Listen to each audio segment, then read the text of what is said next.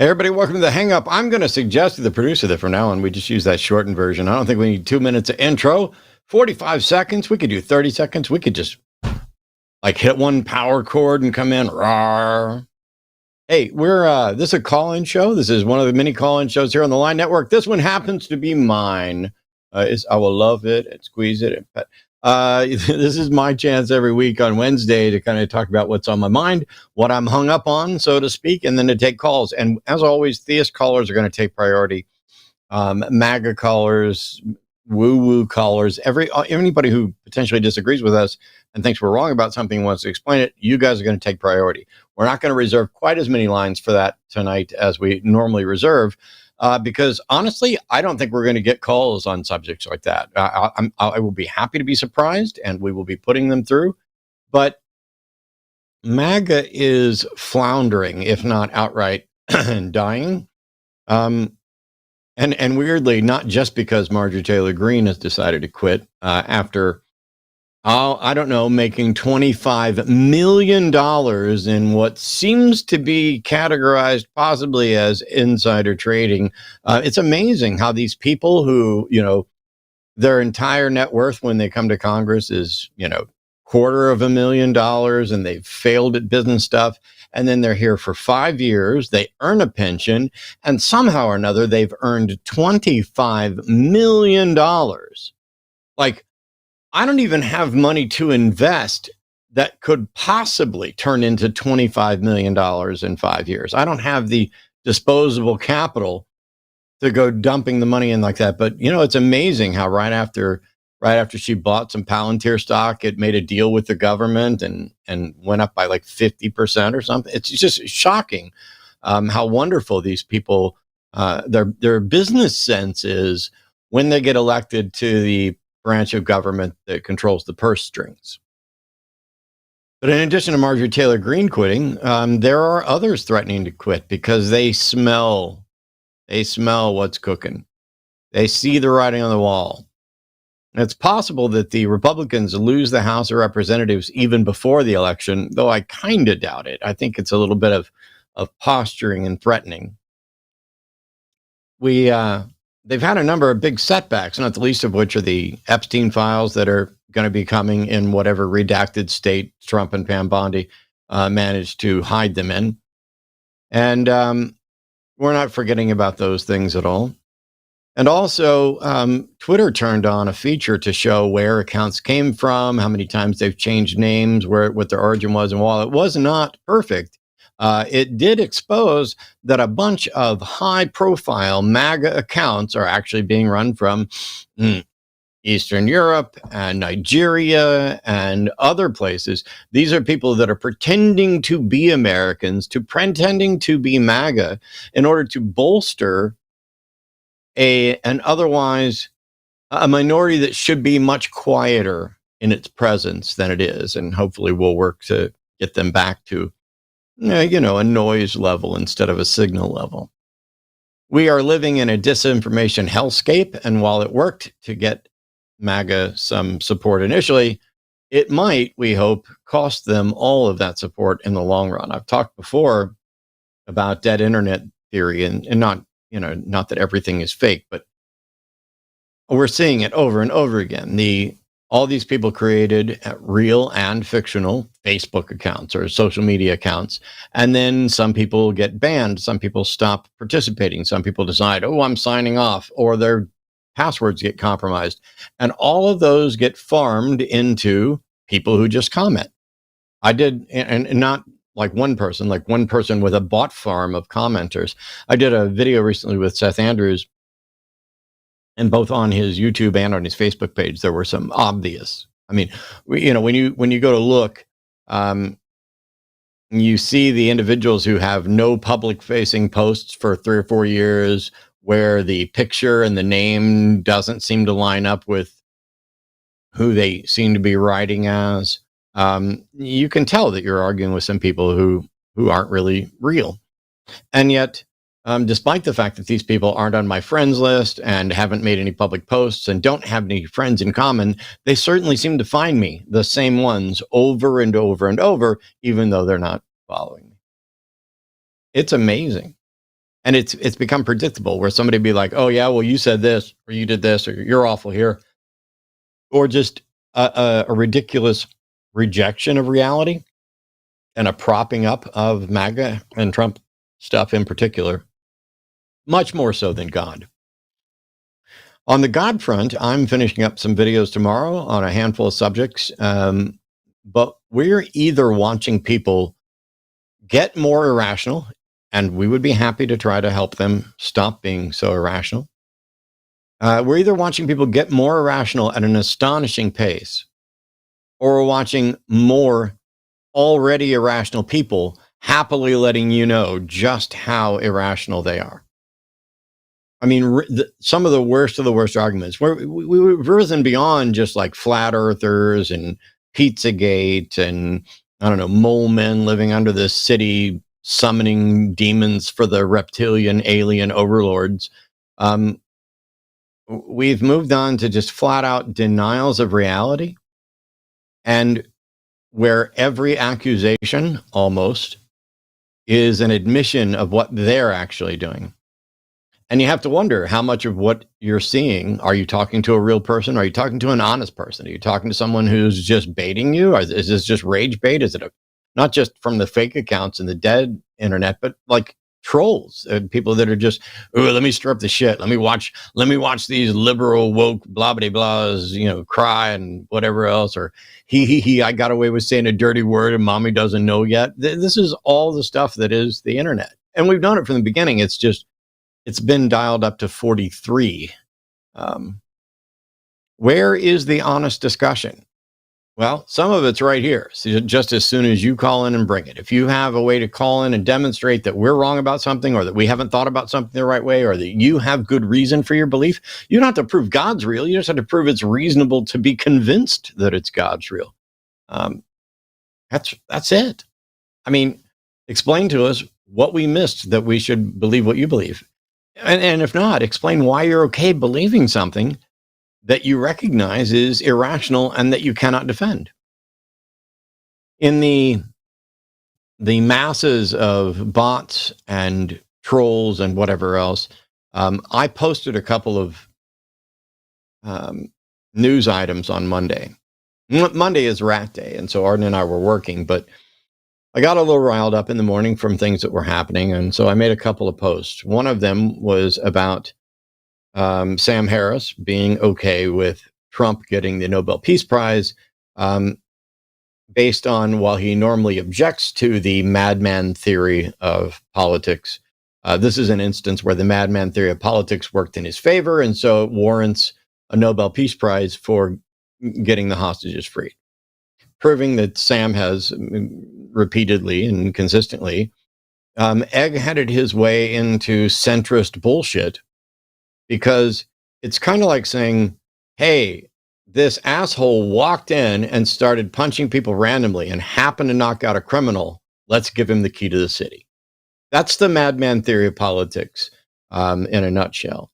And I don't really care if Trump gets a Nobel Peace Prize, because the value of the award has already been diminished, both with respect to who they've given it to in the past and recently, and to the fact that it's becoming obvious that this award is attained not purely through merit. If you're asking for an award, if you're bribing people for an award, if you are threatening people for an award, if you're lobbying for an award, it's now a popularity contest, and it's not at all about merit. It reminds me of the self-published authors who pay an advertising firm to flood social media with ads for their book, and then that same advertising firm announces pretty much everybody who paid is either a winner or a finalist in every one of their special literary categories. It's all pretend. It's all just deception. You look like you have more followers than you do. You look like you have more supporters than you do. You look like you've sold more product than you have. There are more people in agreement with you than you actually have an agreement. And it makes your thoughts appear to be more significant than they are, which then helps make them actually seem and have a more significant impact, even if they aren't deserving of it. But they might be great thoughts that were deserving of a prize that, you would have got on your own. But these people buy ads, they buy sales, they buy followers, they buy sock puppets to applaud them, to cheer them, and to pretend that there's a chorus when there's really a solo or a duo. Someone wanted to know when I posted about this video that was posted by some Democrats to remind service people that they do not have to follow unlawful orders, and in fact are honor bound to disobey unlawful orders. And I was posting about it because the short narrative is some people posted this. Yes, it was a bit of a stunt, but there are legitimate things to be worrying about. And there are plenty of either already illegal orders or potentially illegal orders right on the forefront, especially since we're seemingly violating posse comitatus and allowing military to be used against civilians, or at least put in positions where they can potentially be used against civilians. And so it's worthwhile for people to remind service people of that duty. I was in the military for 8.5 years. When you're in boot camp, this is one of the first things that you will learn. And that is that you are expected to follow all lawful orders. It's right there in the oath. And the lawfulness is the issue here. The Pentagon, by the way, has announced that all orders are to be presumed lawful, and that's wrong, but I'll get to that in just a minute. But even if there hadn't been any illegal orders, and even somebody was wrong about where and when there were illegal orders, the fact of the matter is that telling people who are in the military that they are expected to not follow, that they are expected to, in fact, disobey unlawful orders, is neither a controversial statement nor an illegal statement. It is part of their basic training. It is part of their oath of office. It should be completely uncontroversial. When the Department of War says that all orders are presumed lawful, that is a practical reality that isn't actually accurate. There are known unlawful orders, there are examples of unlawful orders, and there are limits that have been described to what the lawful orders are. They teach you some of those during boot camp, and we all know that ignorance of the law is no excuse, and just following orders is no excuse. Even if you're following orders, if you follow unlawful orders, you can be held accountable. Now, this puts service people in an incredibly difficult position. It's nightmarishly difficult. It's fine during peacetime. It's fine when nothing's going on. But what it means is you're expected to not only follow orders, but to have a sufficient understanding of the law to know when you're not supposed to follow orders.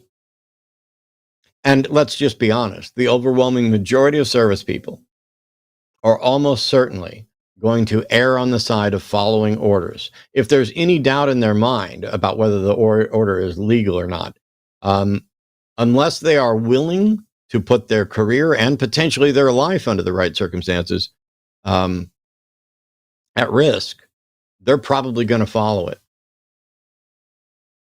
And that makes sense. Doesn't mean it's the right thing. It is difficult for trained, knowledgeable service people with intelligence to be able to tell the difference between a lawful and unlawful order. It is virtually impossible for the paramilitary, soldier of fortune, magazine, military, and police academy dropout racist Proud Boys operating as ICE to be able to tell, or seemingly even give a fuck about what orders are lawful and what ones are not.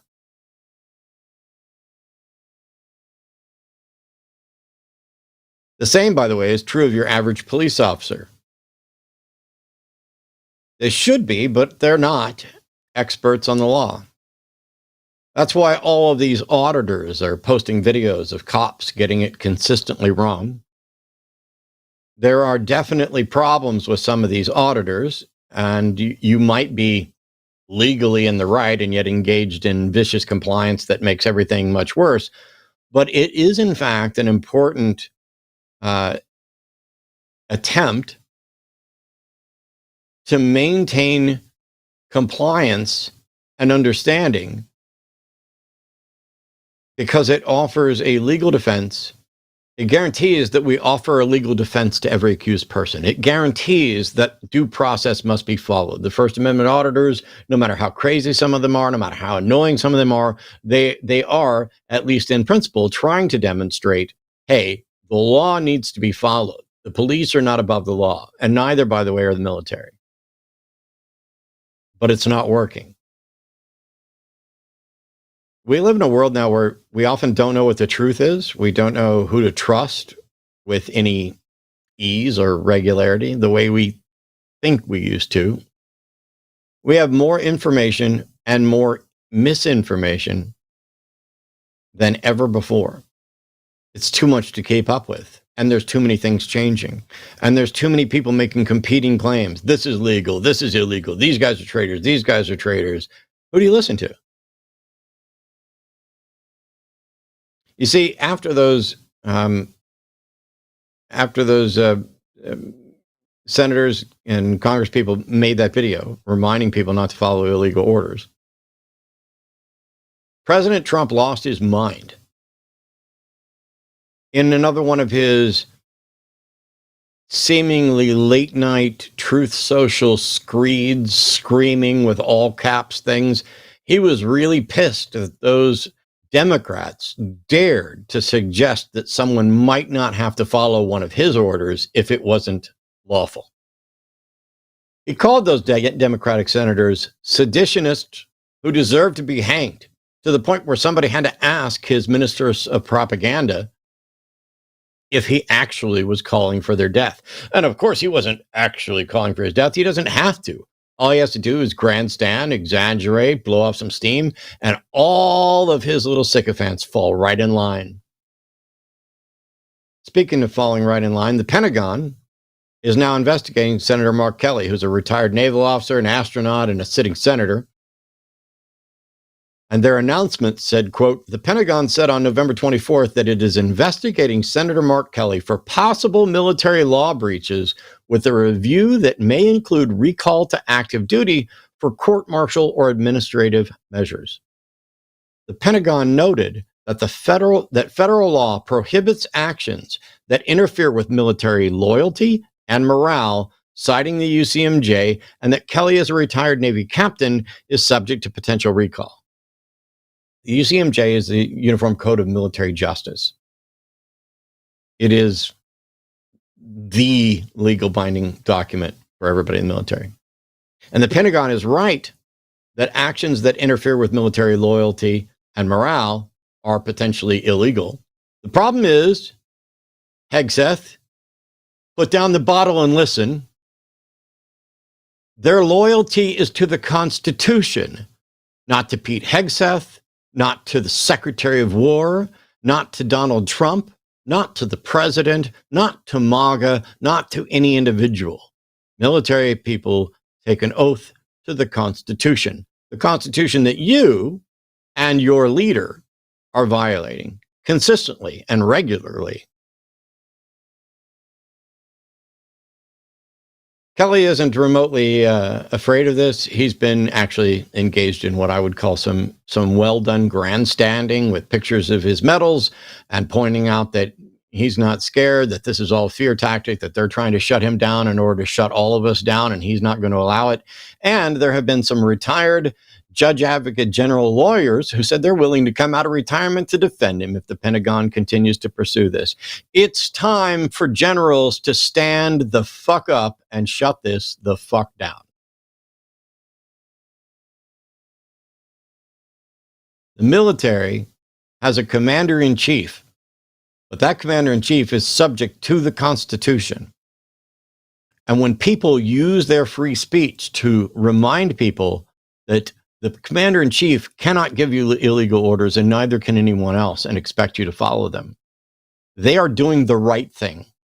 They are the ones standing by the Constitution, and they are the ones who are there saying, hey, if in fact this happens, we've got your back. Only someone who is giving illegal orders or who is knowingly about to give illegal orders could possibly object to someone telling the people under them that they don't have to follow illegal orders. That's just a fact.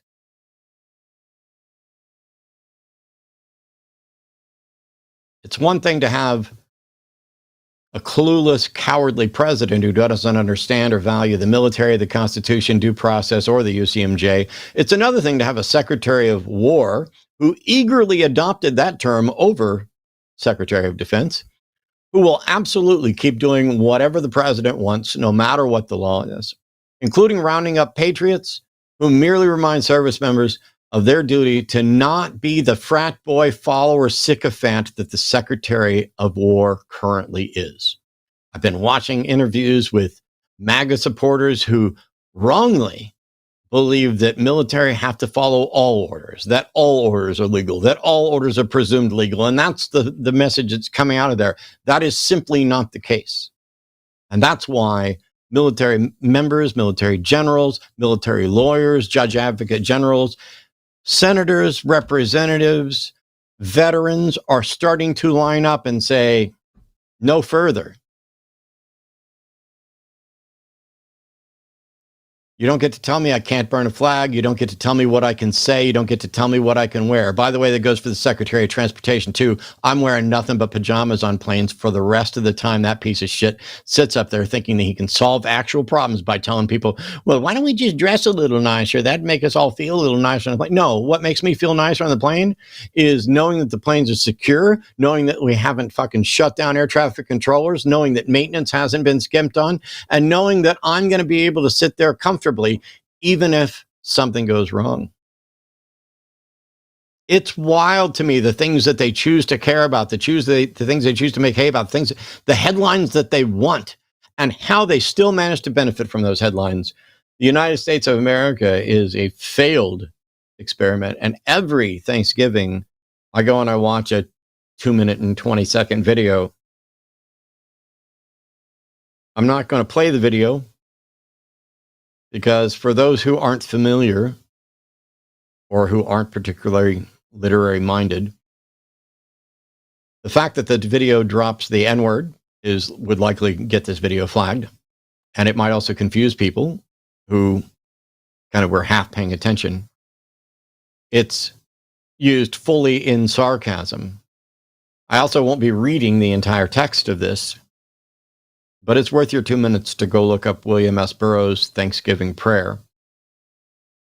It's brief and it's soaked in sarcasm. And it is a lamenting of the false version of the promise of America.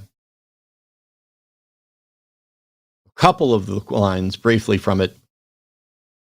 Thanks for the wild turkey and the passenger pigeons destined to be shit out through wholesome American guts. Another, thanks for the American dream to vulgarize and to falsify until the bare lies shine through. For decent church-going women with their mean, pinched, bitter, evil faces. There's a few more. There's some that some people might find offensive. Good. It's there to shock people into going, oh, yes, that is what's happening. There is racism here. There is anti-queer stuff going on here. This was done in 1986 by William S. Burroughs when he was fairly old, like 70s or 80s. Burroughs is an author, queer, a junkie. I think that was the name of his autobiography, was Junkie. And the last lines of his Thanksgiving prayer. Thanks for the last and greatest betrayal of the last and greatest of human dreams. Tonight, I'm thankful for all of you for tuning in, to Arden for producing, to our call screeners, to our moderators, and to whoever is picking up the phone and dialing right now, because we have lines open. And we're kind of going to do this as a bit of a fun open mic. I'm also thankful that when Jim wasn't able to make it, Owen was able to jump in. So please welcome Owen back it's like we're repeating last week, only Yeah. you know, maybe with the fewer tech issues. Hopefully, we'll get some callers though. But it's Thanksgiving, so let's have some fun. We're going to be taking all callers. I will be shocked if anybody calls in to defend a god or if anybody calls in to defend MAGA. We're also going to be reading all super chats over $5. So if you're sitting in chat and you had a question that you always wanted to ask Owen about any of his work or any of the things we do, to ask me, to ask either of us about the movement at large, about where we are, what we're thinking, I can tell you right now, I got no plans for Thanksgiving, but to finish doing 4 videos. What do you got going on, Owen? I've been covering Kent Hovind recently. I know it's old school. I went through his entire seminar series, start to finish, all of it on my Unfiltered channel. And I went from episode 4 to episode 7, parts 1 and 2, because I did episodes 1, 2, and 3 like years ago, but I've decided to circle back around and do 1, 2, and 3 again, like an updated one. So on my main channel, I've been releasing a couple of videos about him and all of his problems, the things that he did, the weird, shady shit that he's been into, his tax protesting. I don't know if you remember this, but years ago when he was, doing his whole, before he went to prison or whatever. Yeah. I don't know how much of his story you know. I assume most of it. But if the audience doesn't know his story, he went to jail for like 10 years for tax protesting. He didn't file a return for 30 years or something. And it turns out they used about like 30 minutes worth of phone calls from the jail. He called his family from the jail and was like instructing them to hide his assets. I think, yeah. Oh my God. And so I have the 30 minutes worth of phone calls. And I've been kind of going through some of those. It's fascinating, dude. It's wild. And I have, and I have another video on him coming out, like a more detailed breakdown of what it's like on his compound, Dinosaur Adventureland, like day to day and stuff, So that's on tap. With the Epstein files, on the verge, and there's certain things that we already have from those emails, including I'm really reluctant to make declarative statements and claims about certain things. I am not as quick. Like, I had friends who were immediately like, "Oh, Epstein was absolutely Mossad or a Mossad asset," and I'm like, I understand what makes people think that, but I hadn't yet seen enough to convince me that that was likely the case. I think at this point it would be absurd to suggest that he didn't have any ties to Mossad, especially since there are emails in there of him working in conjunction with Alan Dershowitz and others, specifically on certain issues, and actively trying to disparage and discredit witnesses related to his sex trafficking things and stuff like that. As disinfectant of sunlight starts to shine on some of this, it's like Marjorie Greene was the first cockroach that saw the light and ran. And I think you're going to be seeing quite a bit more of them. The thing is, no matter how much this winds up helping us fix, there's so much work. We've added $3 trillion to the debt in the last 11 months. Now, I get that the debt is not nearly as important as the deficit. And I haven't kept up with all the numbers, but I mean, I've seen we saw some good job numbers in as far as job creation, but then those were countered by more job losses. And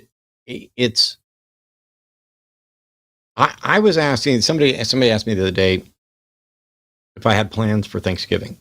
And yes, I'm going to work. I'm going to be sitting right here in this chair tomorrow. And there's a couple of reasons for that. And I want to briefly go through a couple of things that I'm thankful for, and then we'll get right into calls.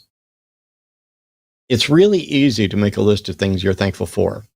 It's something different to talk about what are you thankful to? What is it that you're thinking? There are people who think other people. There are people who think a God. There are people who might think providence. I think that the target of thanks is important when it's identifiable. And if it's not identifiable, having thanks is still valuable. It changes your mindset about gratitude, and it changes the mindset of those around you when you express it. So like when I had open heart surgery, I became very grateful for my surgeon, for the entire surgical team, and to everyone they had ever studied under and learned under, and everyone who studied science and built the equipment and came up with the techniques and the process. I mean, it's massive. We're standing on the shoulders of some incredibly brilliant people and some incredibly emotionally brilliant people who cared enough about keeping people alive. And you counter that with Trump knocking down protections such that people are getting sick from deli meat now, so that there's a rise in the number of childhood diseases. Now they're posting on government websites that it's basically not scientific to say that vaccines don't cause autism. I mean, this is what's being officially posted on government websites, and there's been this increasing dumbing down of everybody. So I'm hugely thankful to everybody who tuned in. I'm thankful to everybody who calls. I'm thankful to Owen for filling in last minute and everybody else. But I'm also thankful for things that I don't know where to direct that to. I mean, all of that things goes to the individuals involved. I don't know that there is anyone to be thankful to that I am still, I don't know, not dead, not in a prison, not, being carted off or silenced, not having the show shut down.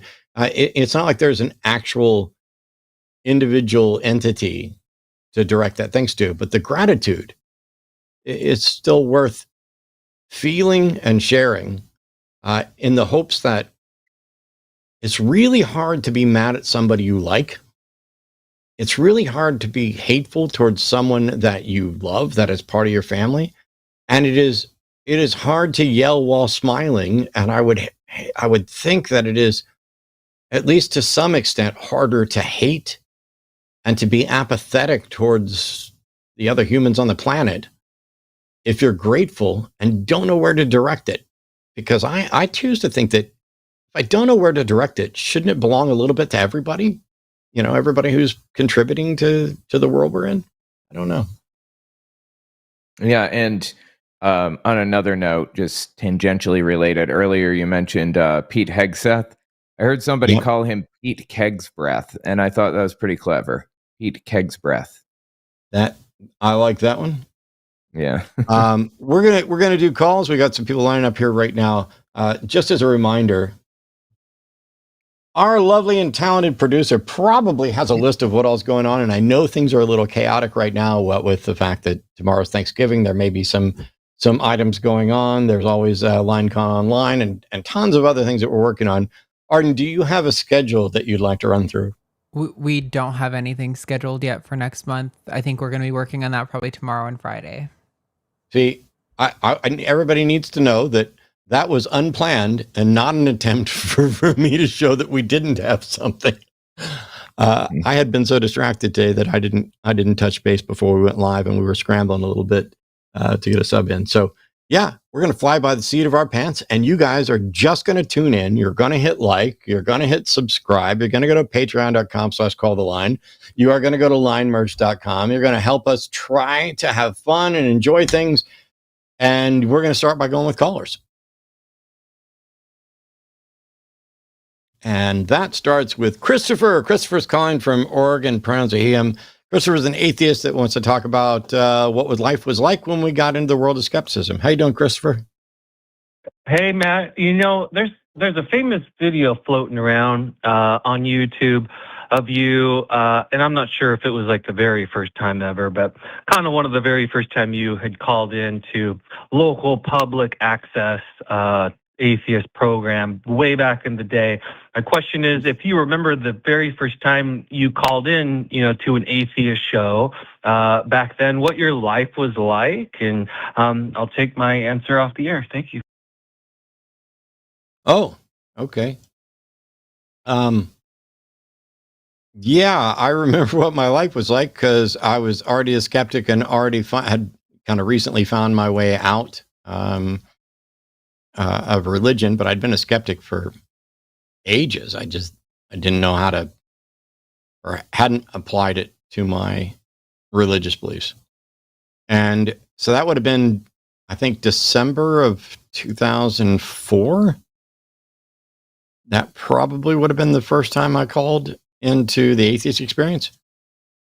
And I just know that Ashley and Jeff D were hosting, and I don't remember the specifics other than there was something about church state separation and schools or something. But my life was, I was very close to finally losing another job, but for doing too good of a job is how it ended up working. I know it sounds almost unbelievable, but I had been given sort of a work ethic by my dad that made me think that that hard work was going to be rewarded, and that loyalty was likely to be rewarded.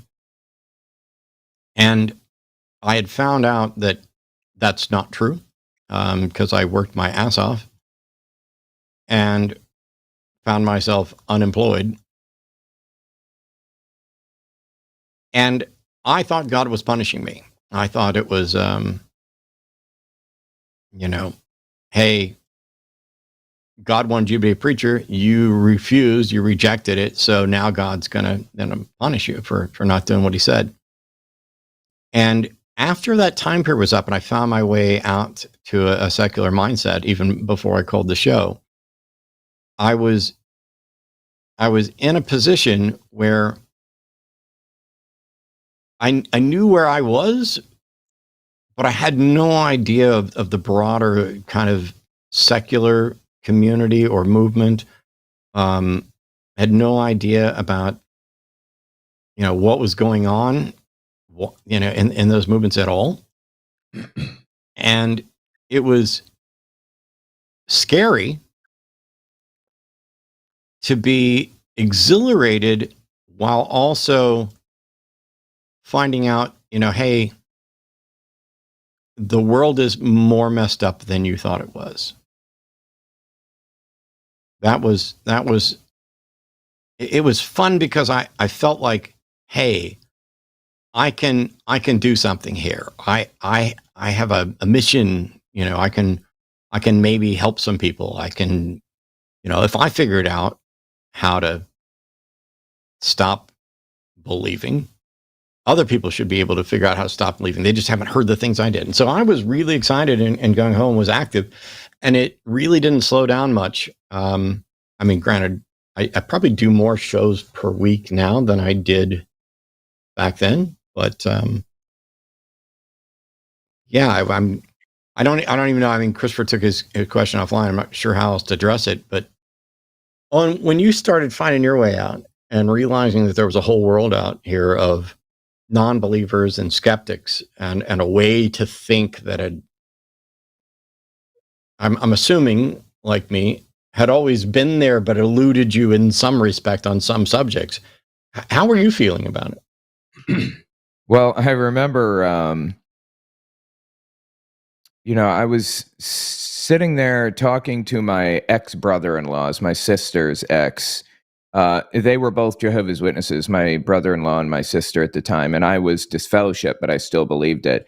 But they were secretly apostates and had stopped believing it, and were kind of trying to pull me out slowly of the mindset, even though I'd been out of the religion for years, and I'm just sitting in a room with him in the kitchen or whatever, and he's like, you know that Charles Taze Russell, founder of Jehovah's Witnesses, or I'm sorry, Joseph Rutherford, one of the early leaders, had a mansion built and deeded to Bible characters and just lived in it to keep it warm for them during the Great Depression. And I don't know why that was the thing that kind of pushed me over the edge, but it was. And I was like, wow, this is BS. Like, Jehovah's Witnesses taught me that Catholics were full of it and Baptists were full of it and everything else. And that was, all I just took it that additional step to say, oh, Jehovah's Witnesses are full of it too. So I start looking into, the atheist community on YouTube, seeing what was going on. And I came across a bunch of people, Logicked first, I think. And Armored Skeptic was pretty popular at the time, and The Atheist Experience and Seth Andrews. And I pretty much just sat there and watched every single video. Like, had it on in the background and just was like programming and working or whatever. And I literally watched every Atheist Experience video from like 99, I think, maybe, or whenever the first one was, all the way up to, I think, 2016, 2017, when I first came out. And like even the lost episodes that weren't even on the Atheist Experience channel anymore, and a bunch of others. You must be so utterly sick of the side of me. No, I learned a lot about philosophy, things that I just didn't know, like things I had no idea about, didn't understand. Just real basic stuff like the laws of logic and morality and stuff like that. Was extremely valuable. And of course, the Atheist Experience is not the only thing that I watched every episode of. I watched a bunch of stuff. And I felt like the most prominent voices on YouTube when I was coming out were anti-SJW, anti-feminist, whatever. And there weren't many people just talking about religion like the Atheist Experience was, and like Seth Andrews was. And of course, politics and religion coincide. So talking about that some is important and obvious. But like Sargon of Akkad and some others were talking only about feminism and how destructive it was. So I started my own channel to talk about Jehovah's Witnesses because there were not many people talking about them, and not many people talking about, religion generally.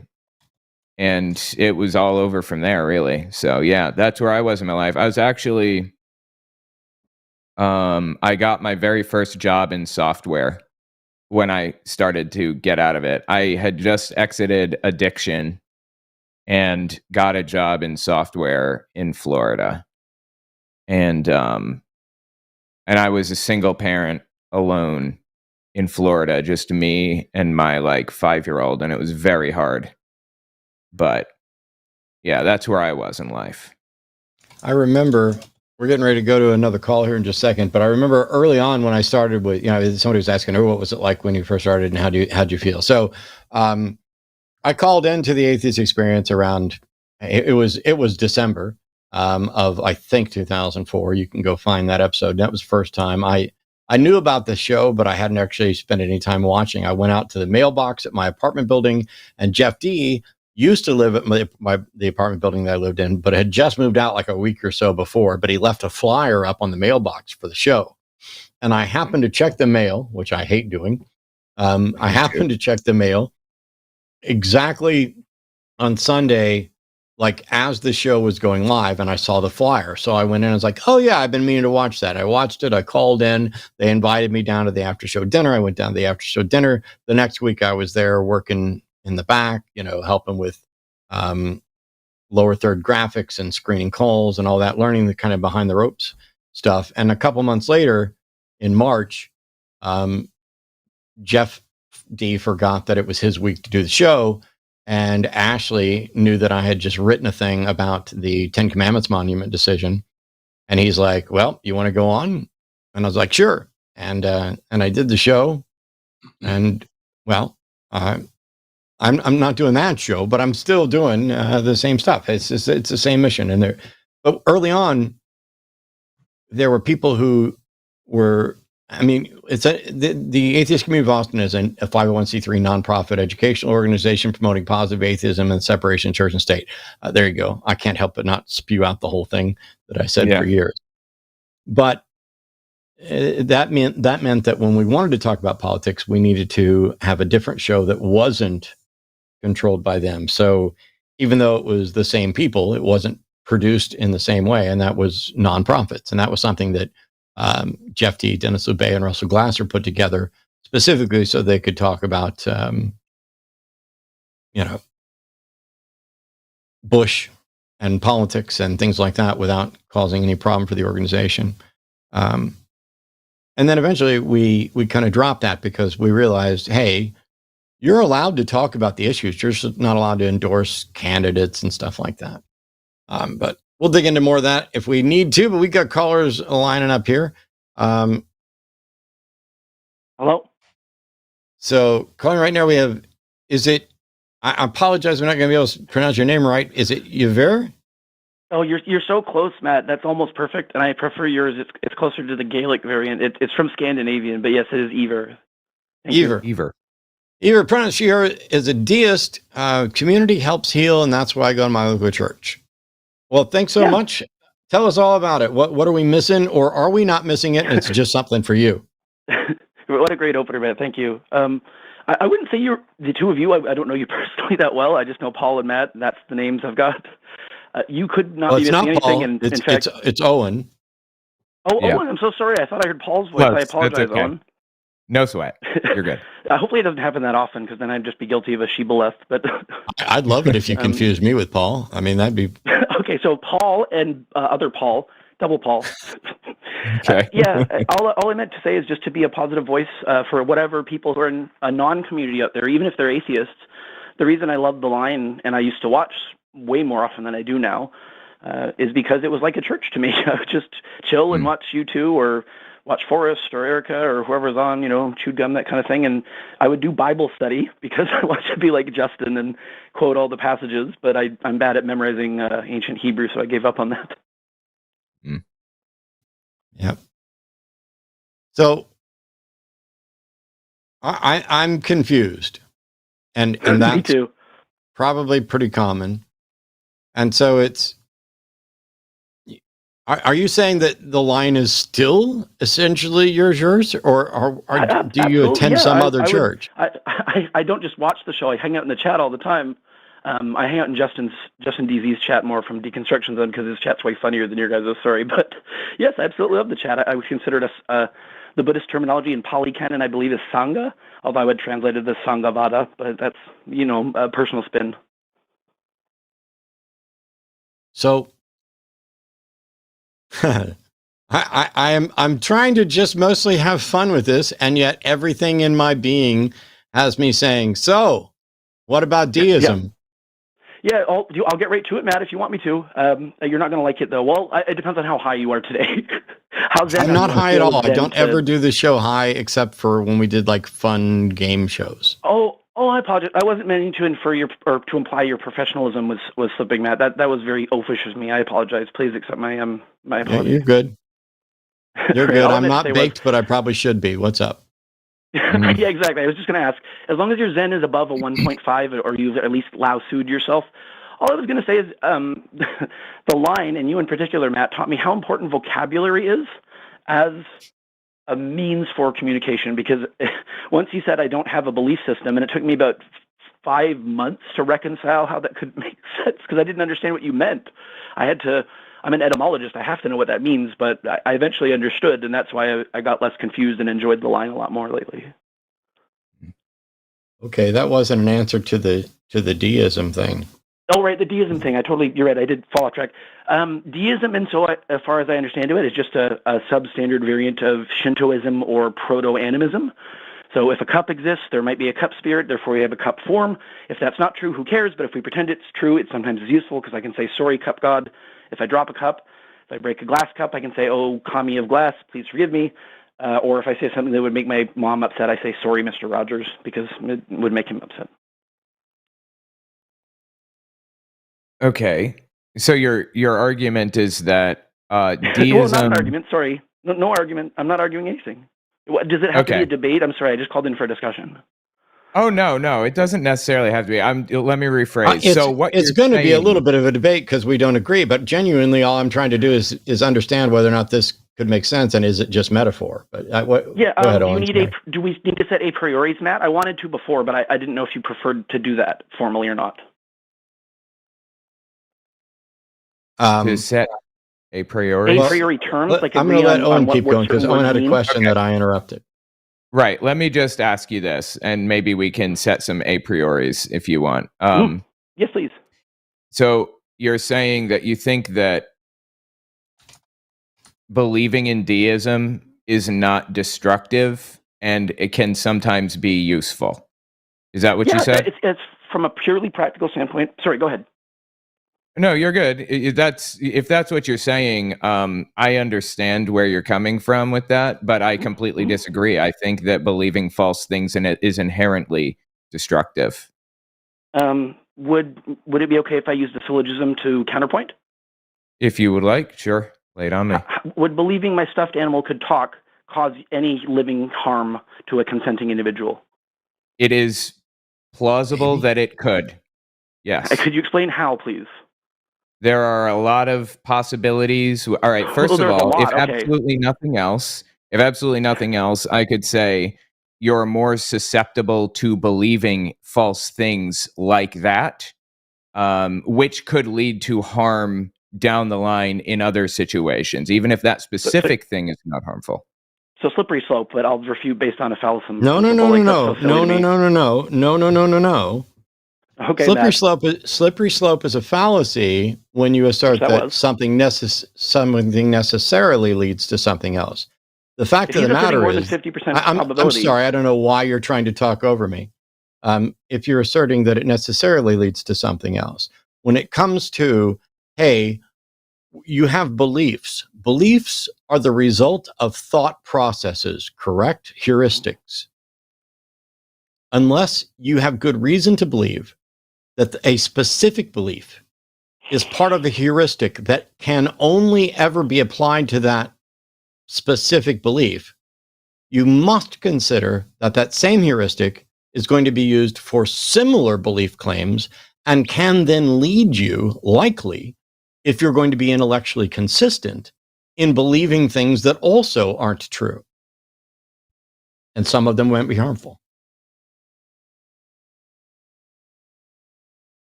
Just making sure. Yeah, go ahead. I still don't understand how believing my stuffed animal could talk could indicate a harmful heuristic. That's irrelevant whether or not you can understand how this specific belief. I understand the syllogism. I'm sorry, but I'm still in the middle of the sentence. I'm answering your fucking question. You're irrelevant. My fucking question, Matt. It's an A or B. It's irrelevant whether or not you are aware of how this specific belief might be tied to a heuristic that could lead to other harmful things. That doesn't mean that it's not. I'm sorry. It's fallacious to pretend that it's not. It's fallacious for you not to give any examples other than it could maybe in the future. No, I'm sorry. I'm sorry. You are wrong. Example, Matt, or I'll just get I'm cut sorry. off. I don't care. I'm sorry. I'm sorry. I'm sorry. I'm sorry that you're wrong. I'm sorry that you're. I'm sorry. I'm sorry. I'm sorry. I'm sorry. Would you like a hug? Yes, please. I actually would, but you're yelling. I bet you would. You should go to Zen2. What I wish you'd do is I wish you'd listen and think, because when I'm saying, and I'm going to mute you because I know you're going to try and talk over me again, you haven't fooled a single person here. Here we go. I'm not saying that your specific belief about a teddy bear talking or whatever necessarily harms somebody else. We're saying that if you accept something that is demonstrably not true, it is necessarily the case that you accepted it for some thought reason, some heuristic model, either an emotional appeal, a flawed bit of data that is used as a premise in an argument, or a flawed structured argument. I don't know what your heuristic is for why you accept that a stuffed animal talks. I would need to evaluate that heuristic in order to be able to give you examples of similar claims that one might be at risk of believing. However, if we just go with the nature of the claim, if something has convinced you that there's a talking teddy bear, then that same heuristic could convince you that that talking teddy bear has supernatural powers and wants you to kill someone. That same process that led you to this belief bolsters, at least partially, potential other beliefs, because beliefs don't live in a vacuum, and the heuristic models that we use to reach those beliefs don't live in a vacuum.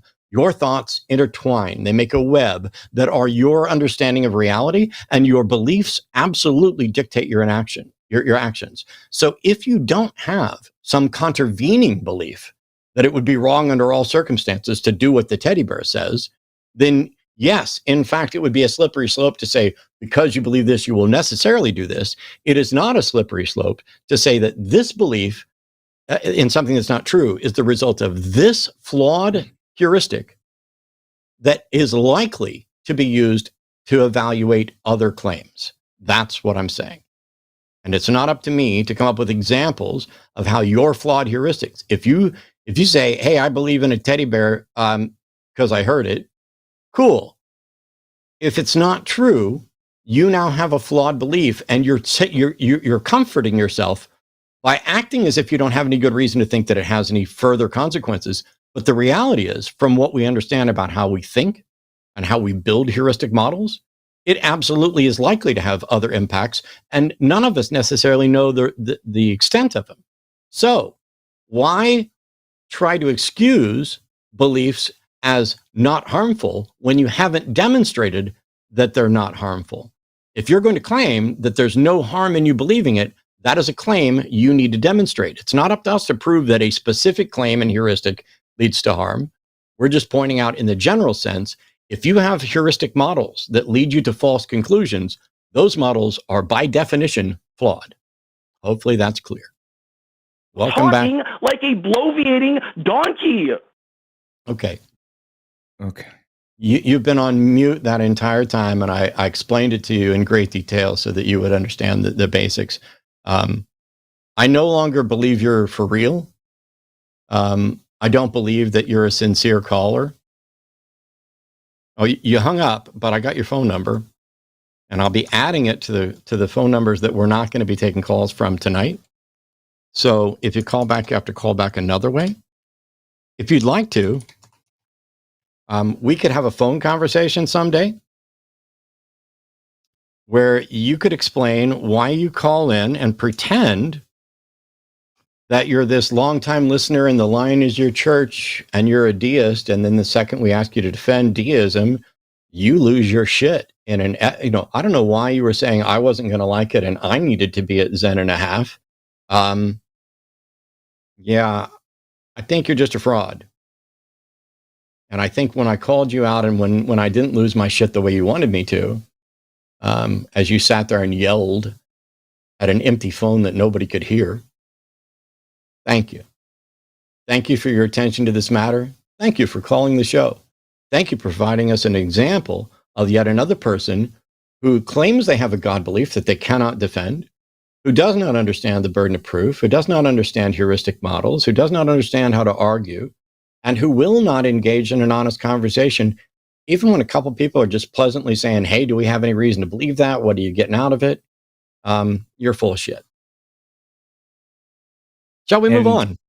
Yeah, sure. We can move on. I can't help but notice that he apparently thought we were bloviating like a talking donkey. I don't know what that means, but exactly. A talking donkey? All right. That was interesting, for sure. It's a little wild, but here we go. Yitz is calling from Pennsylvania. Pronouns are he, him. Yitz, a theist, wants to talk about prophecy's establishment of Israel in 1948. Hey, Yitz, how are you? Hello, can you hear me? Yes. Yes. Can you hear me? Yes. Okay. So first I wanted to, I guess I could establish the prophecy first, the argument, and then Matt, if it's all right, I wanted to ask you a quick question at the end of the discussion. It deals with religion and whatnot, but it's not related to the argument I'm going to present. Is that all right? Yitz, I don't know if you're out there walking around or if you're in the air. There's a little bit of a noise coming from the mic. Yes, I'm happy for you to present, basically what your claim is. Here's a prophecy. Here's, because we're going to have lots of questions about it, but you said you're going to have a question for me. I will try to make sure that we get to your question. What is it that you're claiming? Okay, so it's going to take maybe about 3 minutes to unpack. There's a lot I have to get through. Okay, then let me say that. Please be prepared for us to interrupt and pause, because I'm happy to let you go on for 3 minutes as long as you're actually moving in progressing in a way where we understand what you're saying, but we may have to jump in for clarification. But go ahead, I'll start taking notes. Yeah, that's okay. Yeah. So basically, in the Talmud, in Sanhedrin 97a, the prophet Elijah in English, there was a teaching that he breaks down world history into 6 epochs. So there's 2,000 years of chaos, essentially, and then there's 2,000 years of intense Torah study that goes from Abraham to the completion of the Mishnah, and then there's another 2,000 years of us awaiting the Messianic age, if HaMashiach, the Messiah, awaiting for his arrival. So Nachmanides, in the 14th century, he's one of the most famous Jewish mystics. He took that Talmudic teaching and he applied it to the creation account of Genesis. He could interpret it allegorically, metaphorically, and he said, okay, so we have the Talmud breaking down world history into 6 epochs. Those happen to be 6 days of creation. Let's see if you can find any parallels. On day 1, for example, it talks about the creation of light. He found a parallel in Tanakh, in Proverbs, about Adam being referred to as light. On day 2, it talks about the chaos of water, God dividing the upper waters from the lower waters, and he saw that as the Great Flood. I believe that was local, by the way. On day 3, it talks about, day 3, the creation of trees and plant life. And the Torah in the Proverbs is referred to as the tree of life. On day 4, it's about the celestial bodies, the sun and the moon. And in Jewish tradition, the first temple is linked to the sun because God dwelt there, his presence was there, the Shekinah. And the moon is linked to the second temple because there were fewer miracles that occurred there. Day 5 about the creation of aquatic life is what it says in the Genesis account. Can I pause for a second here? Oh, go ahead. Well, did you just put the moon on day 4? Because the Bible doesn't. The Bible does that on day 7. Well, okay, fair enough. Yeah. Okay, so no, you can't just do a fair enough. See, here's part of the problem. No, you're right. No. Now, hang on. No. Hang on. Listen. You're talking about interpreting Genesis allegorically without any demonstration that that's what was intended, or that is how you get to a more accurate understanding of whatever the intent was. And then you want to talk about, 6 days. By the way, the moon wasn't day 6. This is the order of things, not the order necessarily of days. But I'm going to back up and let you finish because I think I misspoke already. Go ahead. No, you're good, Matt. You're good. So I'll just try to get this done real quick, and then we can discuss it because there's some math that I'm going to get into in a moment. After I get through all the days of creation, I'll try to speed it up. So day 5 is the aquatic life. You were correct. Day 4 was sun, moon, and stars. Yes, it was, but it's the 7th item. Go ahead. Oh yeah, that's fine. So day 5, the creation of aquatic life, and the Tanakh refers to us Jews as fish being chased by sea monsters. When that's like about when we're in exile and being persecuted. And then day 6 is the creation of humanity, and that is like the humanity society evolving, becoming more humane, less monstrous per se. Then, as you know, we have the famous quote in Psalm 94. Yes, is it fair? Because first of all, I already had to correct and apologize because you're correct that the Bible lists it as day 4, and I was looking at my item list. Is it correct that what you're saying right now is that Nachmanides viewed the account of creation in Genesis as an allegory for all of the eras of time for reality for us? Yes, that's what he's saying. He took it literally too, but he also gave a metaphorical approach. So the fact that somebody can find 2 things that are analogous, what conclusion can we draw from that?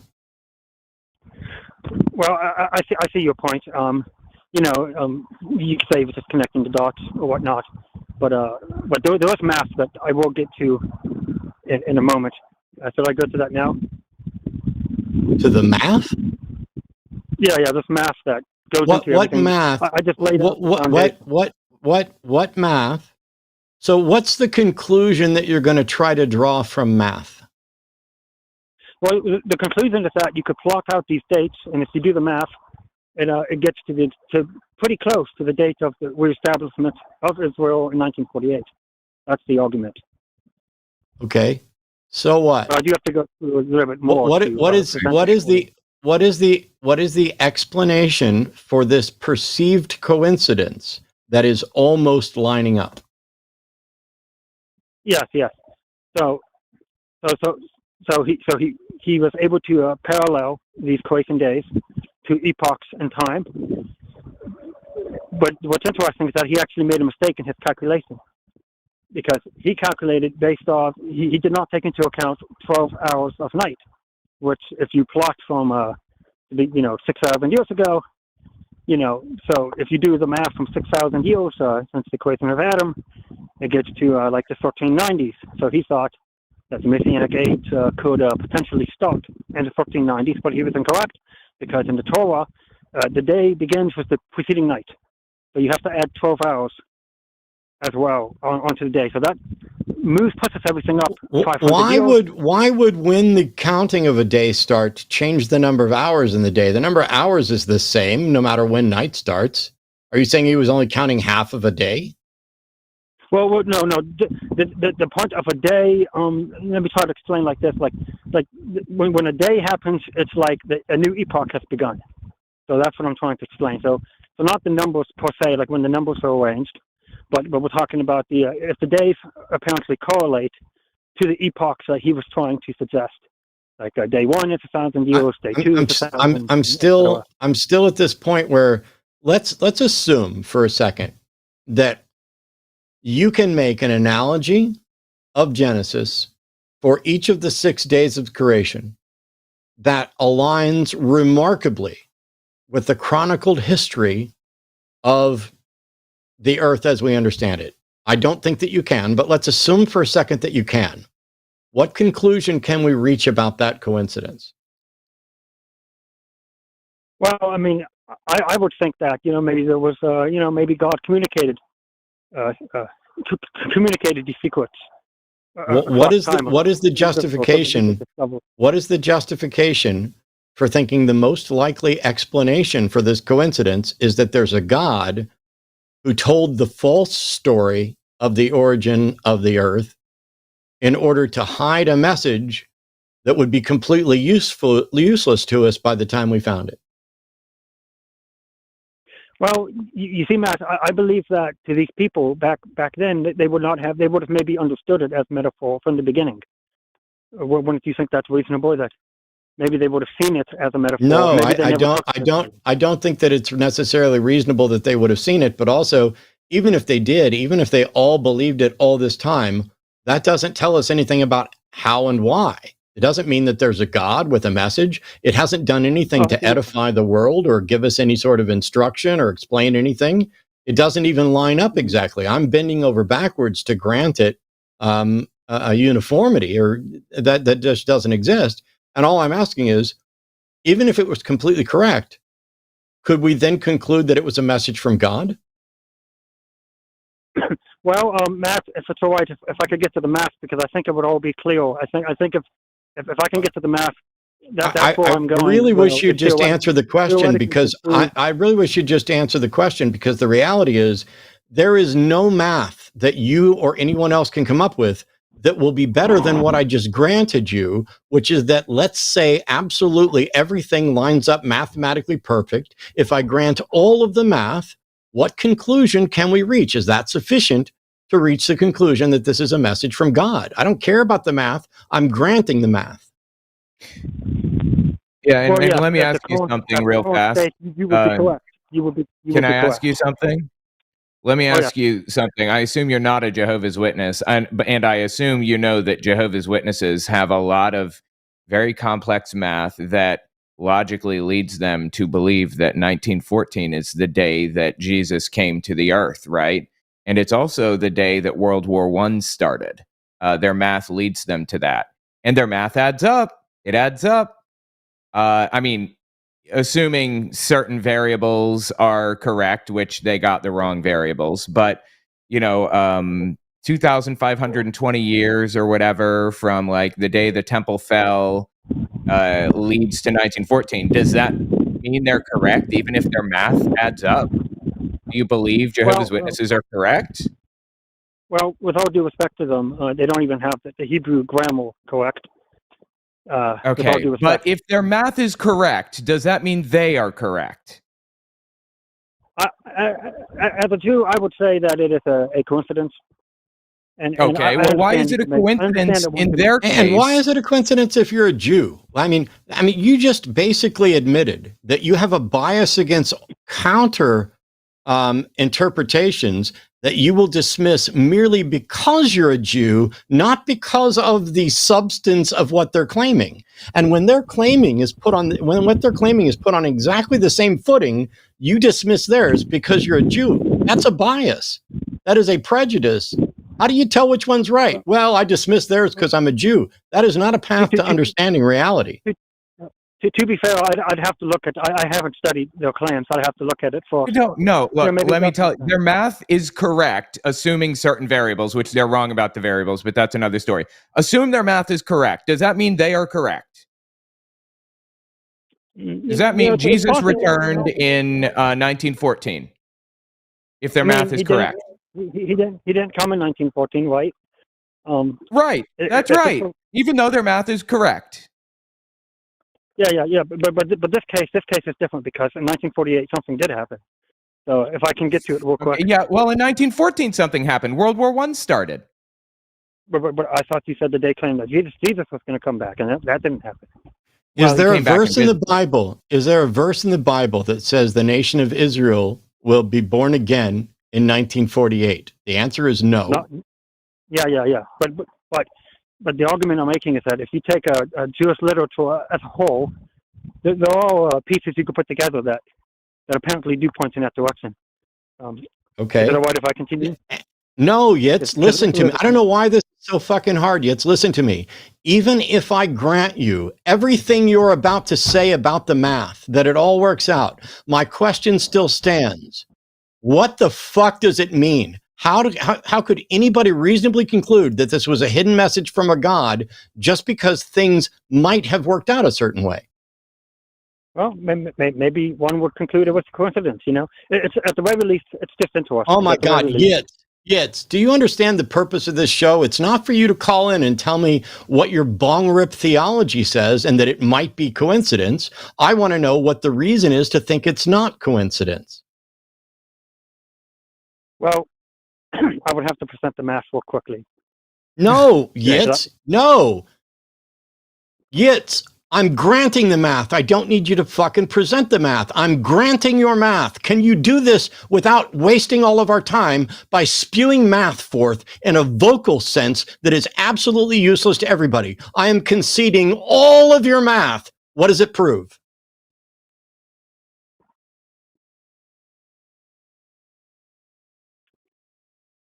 So your math is correct, bud. Go ahead. What's it prove? We grant you that. It's right. In my opinion, if the math is correct, it could theoretically point to the existence of God because, you got the math right. Yitz. Exactly. Nobody asked for your opinion.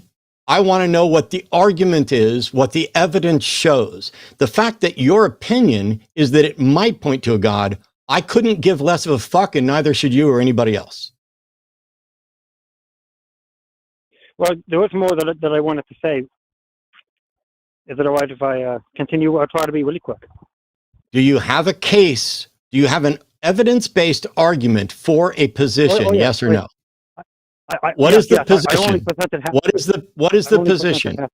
What is the position for which you have an evidence-based argument? Oh yes. So I'm going to continue, and I'm going to make my argument for the rest of for the position. No, listen, Yitz.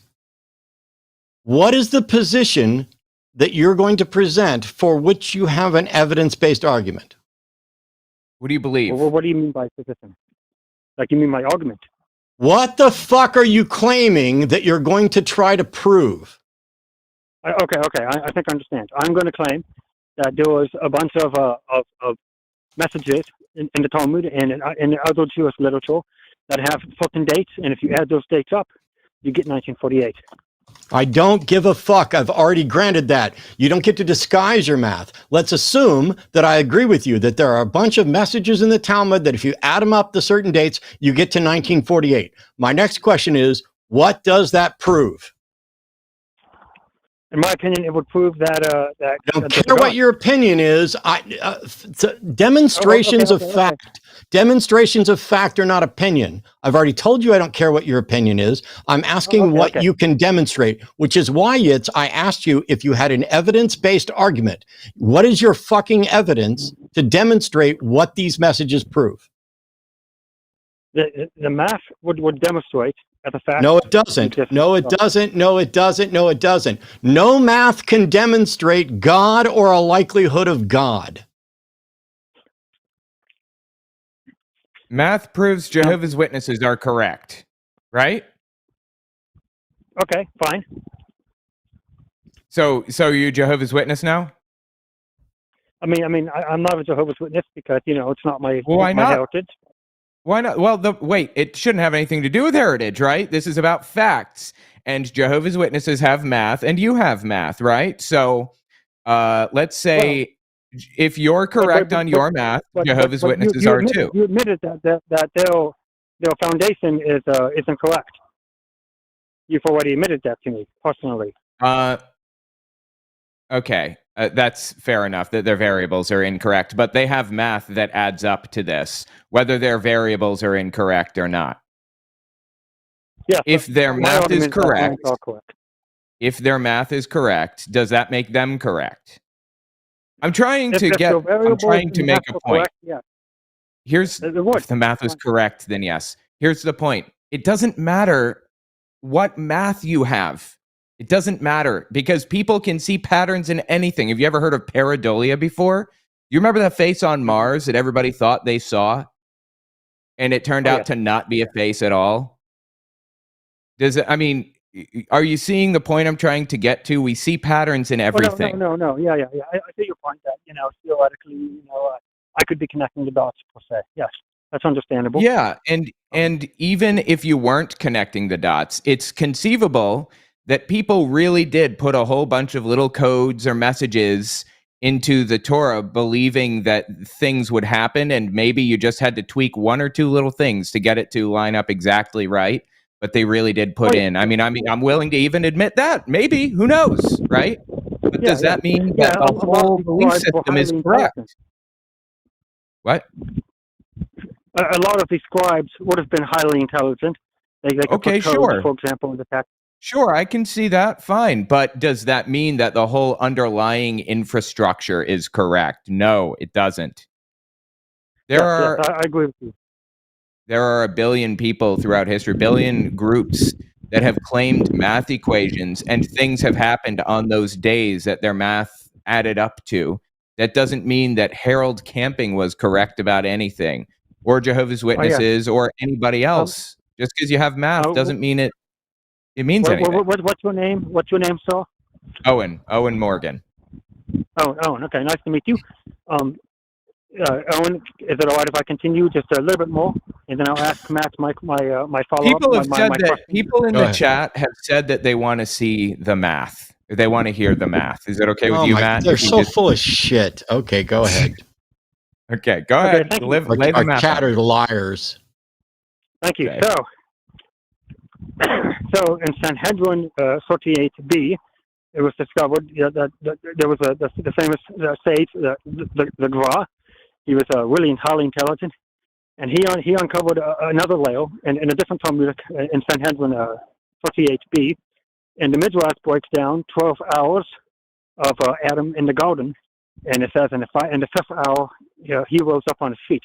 Now, if you take what I accounted for earlier, the 12 hours of night, it would be the 17th hour then. So given that 1,000 years is a day to God, as it says in Psalms, you take 1,000 divided by 24, that gets us 41.667 years. 41.667 years times 17, because that's when Adam rose up on his feet. You get 708.339.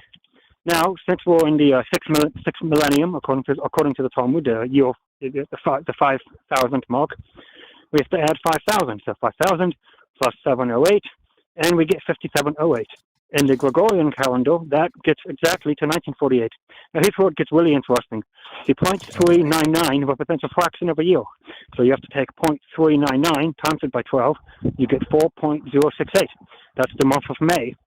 If you put it in the calendar, 12 months. Since there are 31 days in May, you multiply the decimal by 31. You get 2.108. That's May 2nd. So yes, it was 12 days later that David Ben-Gurion declared Israeli independence, and that's when the Jewish people rose up on their feet, and we revived our language, rose out of the ashes of the Holocaust. Okay. So it is true, May 2nd compared to May 14th, but in my opinion, it's too close, and it's good enough for me. That's the math. That's the did you know, are you familiar with what Jubilee years are? Probably, right? Say again? Are you familiar with Jubilee years? Can you move your phone out of the fucking wind tunnel, please? Yeah, you're windy. You're very windy. All right. So if the audience is unfamiliar, yes, it's better now. If you're unfamiliar, if the audience is unfamiliar, Jubilee years, it's the 49th year, I believe. It's like 7 times 7 or whatever. And Jehovah's Witnesses believe, Jehovah's Witnesses think that if you add that up, a certain number of years, Jubilee years, certain Jubilee cycles or whatever, it gets you to a certain date, which is like 1975 or whatever. And all I need to do now that I have a year is find an event that happened in that year, and boom, I have reason to believe that Jehovah's Witnesses are correct on this. Do you see how you can find math in the Bible because they mention a billion numbers, a billion different places, and I can just pick out Hebrew is numbers. That's fair. That's fair. I would just say that that this prophecy it's very precise. It gets us close to May 2nd. So, well, I mean, you can believe that or not. Jehovah's Witnesses have been really precise with some of their math too, and yes, they got some of their variables wrong with their 1914 prediction. But they got some other dates reasonably correct, one could say. It's just they pick random things out of the ether to claim, like, this is what that means, and that's what that means. You're picking random things that are happening or that you think should happen at a certain time or whatever. How do you know that those numbers apply to when Israel will be created instead of some other thing? Maybe it's the day that, like, the prime minister, like, got married or something. Why don't you go with that instead? Well, for two reasons. Number one, it goes to May 1948. And number two, everything I outlined earlier with Nachmanides, the Ramban, interpreting Genesis metaphorically, allegorically. So, if you take these 6 days and 6 epochs... That's not even in the fucking ballpark of an answer to the question that Owen just asked you. What is the justification, even if we granted everything, even if we granted all the math, even if we said all this works out, it all works out absolutely perfectly, woo-hoo-hoo, and it all points to this particular date, and you found something significant on this date, what's the justification for saying that that is in fact the thing that it was intended to be pointed to, and why didn't we fucking know it until afterwards? Well, in my opinion, I think it is because you had so many different sages, and these were really smart individuals. Okay, so your argument is your argument is once again it's your opinion. Congrats. Oh no! It's the opinion of all the sages who lived. No. I just asked you why, and you said it was because it was your opinion. You can't backtrack now and pretend that you didn't just say that your argument was because it's your opinion. Okay, yeah, I might have misspoke there. If I was trying to talk more objectively, I could perhaps try to say that all of these different sages who've gone before us, these great Personim, they believed, they discovered this math and they plotted it out, and they believed it was true, and they're much smarter than me. So Okay. No, they're not. Again. No, they're not. What difference is it possible for somebody who knows more about something and who's smarter than you to be just as fucking wrong as you? Yes. So here we're back again, Yitz, after granting all of your claims without looking any of them up, all of your interpretations without looking any of them up, all of them without even seeking alternate interpretations, granting every bit of your math. All we're left with is, according to you, if you do this and math it out, it comes out to the date Israel was founded. And I'm going to say, let's grant all of that. What is the fucking point? Well, Matt, I also think it's a very unique approach. It's a. I'm sorry, but I asked a very specific question. I don't care for you to tell me that you find it to be a unique approach. I don't give a shit if it's unique. I give a shit if it's true. And when I ask what's the point, I'm looking for an explanation of what is your point? If I grant absolutely everything, which I wouldn't normally do, but I'm willing to bend over backwards, I will absolutely crack my back, bending over backwards to say, I will grant everything you've said about the calculations that lead to that date. What conclusion can we reasonably draw after granting that? Okay, so I would conclude that that God, through our sages, pinpointed the date of Israel's establishment, and that's proof of God's existence. You're breaking up a little bit there. You're saying you would conclude that God communicated through the sages to tell us that, like, that's when Israel was going to be founded? Yes, that would be when God wrote the story of Genesis, did God write it or inspire it? Well, I suppose you could say he wrote it. I mean, there's different. Judaism is not like Christianity. I have no reason to think that God exists or that God inspired or that God wrote anything. I was just looking to see what your thing was. But you think that God, sitting back there, talking to the author of Genesis or inspiring the author of Genesis, really wants people to know that everything between Genesis and the founding of Israel is a foregone conclusion that is not impacted in any way by anything anyone does. God has planned it all out, including all of the disobedience, all of the fall, all of the Holocaust, everything, so that in 1948, he can restore something that he helped break and that nobody will ever be able to verify it's restored, and it won't matter or give a shit to anything related to anyone anywhere ever. That's what God did. Well, two things real quick, Matt. Number one, according to Judaism, it was our fault. It was our sins, baseless hatred. That can't be the case. That can't be the case, Yitz. That cannot be the case. Does anything happen that does not go according to God's plan? Well, you see, in Judaism, we're supposed to be. Is there anything that happens? Is there anything that happens that doesn't go according to God's plan? His plans have changed.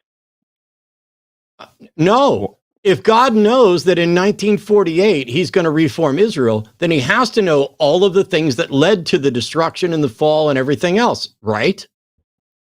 Yes. When God created the universe, could he have created it differently? Well, I believe that this is probably the. I would say that this is probably not the best of all possible worlds that could have been created. I didn't ask anything at all about the best of all possible worlds, did I, Yitz? Instead of trying to predict where you think I'm going, because you're not going to get it right, just answer the question I'm asking. Does everything happen according to God's plan or not? Does God know everything that's ever going to happen? Yes. But of course we have a human. No. There's no but. There's no but. Could God have created a different universe where something different happened? Yes. Okay. So if in fact God is the creator of the universe, God had choices about which universe to create, and God intentionally created this universe, knowing that Adam and Eve would sin, knowing about the Tower of Babel, knowing that there would be a symbolic flood, knowing that he would inspire confusing texts, knowing that he would allow for slavery, knowing that he would send his own son, whatever, if you keep on going down. I get it, you're not a Christian, so you're not going to take care of the Jesus thing. And knowing that in 1948, he would reestablish the nation of Israel, then there's absolutely nothing that happened between the creation of the universe and the founding of Israel that was anyone's decision except for God. Well, in Judaism, the Messiah can come in any generation. So if we were righteous enough, theoretically, it could have happened earlier. It could have happened later. I'm sorry, I didn't ask you anything at all about any of that. You seem to just be absolutely avoiding the argument that completely demolishes the notion that there's free will or any sort of will in a world where God created this world knowing what would happen and could have chosen a different world but didn't. So if God created this world, picked this specific world where you and I would be having this conversation, then no one has ever had free will. I don't think they have, but definitely you don't get to put the blame for anything on people. This is the fictional scenario, according to your model, that God wanted, created, and maneuvered. None of this matters. Well, Matt. In the Tanakh, it talks about free will. It says about humans having free agency, and like Hasoah, the Holocaust, for example, in Zechariah 1:15, it says that the non-Jewish nations went too far. I'm sorry, I don't need you to quote me any more Bible shit that I already know. I don't care if it talks about free will. Also, I'm working on Ecclesiastes, and Ecclesiastes talks about, all is waste, all is lost, all is frivolous, all is, blah, blah, blah. It's whiny shit. My point is, if God created this universe, chose everything about this universe, knowing what would happen instead of another universe, then God architected everything in this universe, including every decision that's ever been made. He architected the movement of the pen that signed every treaty. He architected every word that has come out of every saint's mouth, every sinner's mouth, every imam's mouth, every rabbi's mouth. He has orchestrated absolutely everything, because everything, molecule, bit by bit, quark by quark, must have occurred according to this fashion in order to reach 1948 Israel, which means none of that was humans. All of it was God, according to your model. I could see where one could take that path. Yes, I won't. Yeah, can you see where somebody can counter it? Yes, of course. Okay, what's the counter to that? The counter to what you just said? Yes. Does God not know the future? Did God not have a choice, or did God not create? One of those three must not be true for your model. Yeah. That people did stuff. So which one isn't true? Yeah. So what's interesting is that we as me as a human, I can't speak for God. There was different traditions throughout Judaism. I didn't ask you to speak for God, but you were sure comfortable telling me that you thought God created everything, that you thought God knew everything, and that you thought God had choices. And now when I'm asking you which one of those isn't true, because we have used a reductio ad absurdum to demonstrate that your position is demonstrably fallacious, now all of a sudden you're want to speak for God. Okay. Do you have an evidence-based argument that is of any use? If not, then I would like you to just go ahead and. If not, then I would like you to ask the question that you said you wanted to ask me, that I said I would try to get to before we were done. Okay. Yeah. Okay. Fair enough. So the question I wanted to ask you, Matt, is, and this is not related to everything we've discussed earlier. And basically, when I think about the afterlife and reincarnation, which Judaism teaches, it seems so exciting and like an adventure to think about what could theoretically be in the future, for example, something like that. And I'm not asking you to suspend logic. I'm not asking you to bend your moral code, your code of morality. It doesn't have to be the God of the Bible. But do you ever think to yourself sometimes, like, it would be nice maybe if there was a God, it would be more exciting, because atheism, to me, with all due respect, just sounds so depressing. And I understand it's not everyone doesn't see it that way. It's depressing. It's depressing because you're not willing to accept reality. You need a comforting fantasy, and some of us don't. I don't sit around wishing there was a God. Do I wish that people lived longer? Yeah. Do I wish they lived forever? Not really. Do I wish that the world was better? Yeah. Do I wish there was a whole nother life afterwards? I wouldn't mind, but I have no reason to think it's true. And I care more about whether or not I have good reason to think it's true than I do to sit there. I'm going to mute you. I cannot take the fucking wind noise anymore. I have more reason to care about whether or not it's true than I do to care just because something feels good. I'm sorry that you, like countless other people, are willing to buy into absurdities and make fallacious arguments and throw evidence out the window in order to accept something that you find comforting. Some of us care about whether or not it's actually true and cannot believe things because belief isn't subject to the will. It's not an act of volition. I can't just go, well, I believe, and I think you probably know that. But at the end of the day, what reason, like right now, I'm almost positive that there is no such thing as an afterlife and can be no such thing as an afterlife based on everything we know about the mind and how the mind works and how it's a function of the brain and how it is subject to physical damage, and that everything that we would ascribe to a soul that is identifiably real is a function of my brain that is manipulatable. I'm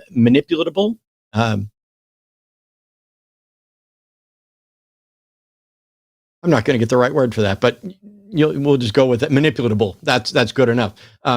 Everything that we can identify as real as a function of a soul is a function of the brain, and it is alterable. There's the word. And everything that we attribute to a soul that we haven't identified as real still hasn't been identified as real. So what benefit would there be to myself and Owen to believe in a God? And how do we pick which God we should believe in for that benefit? Hello?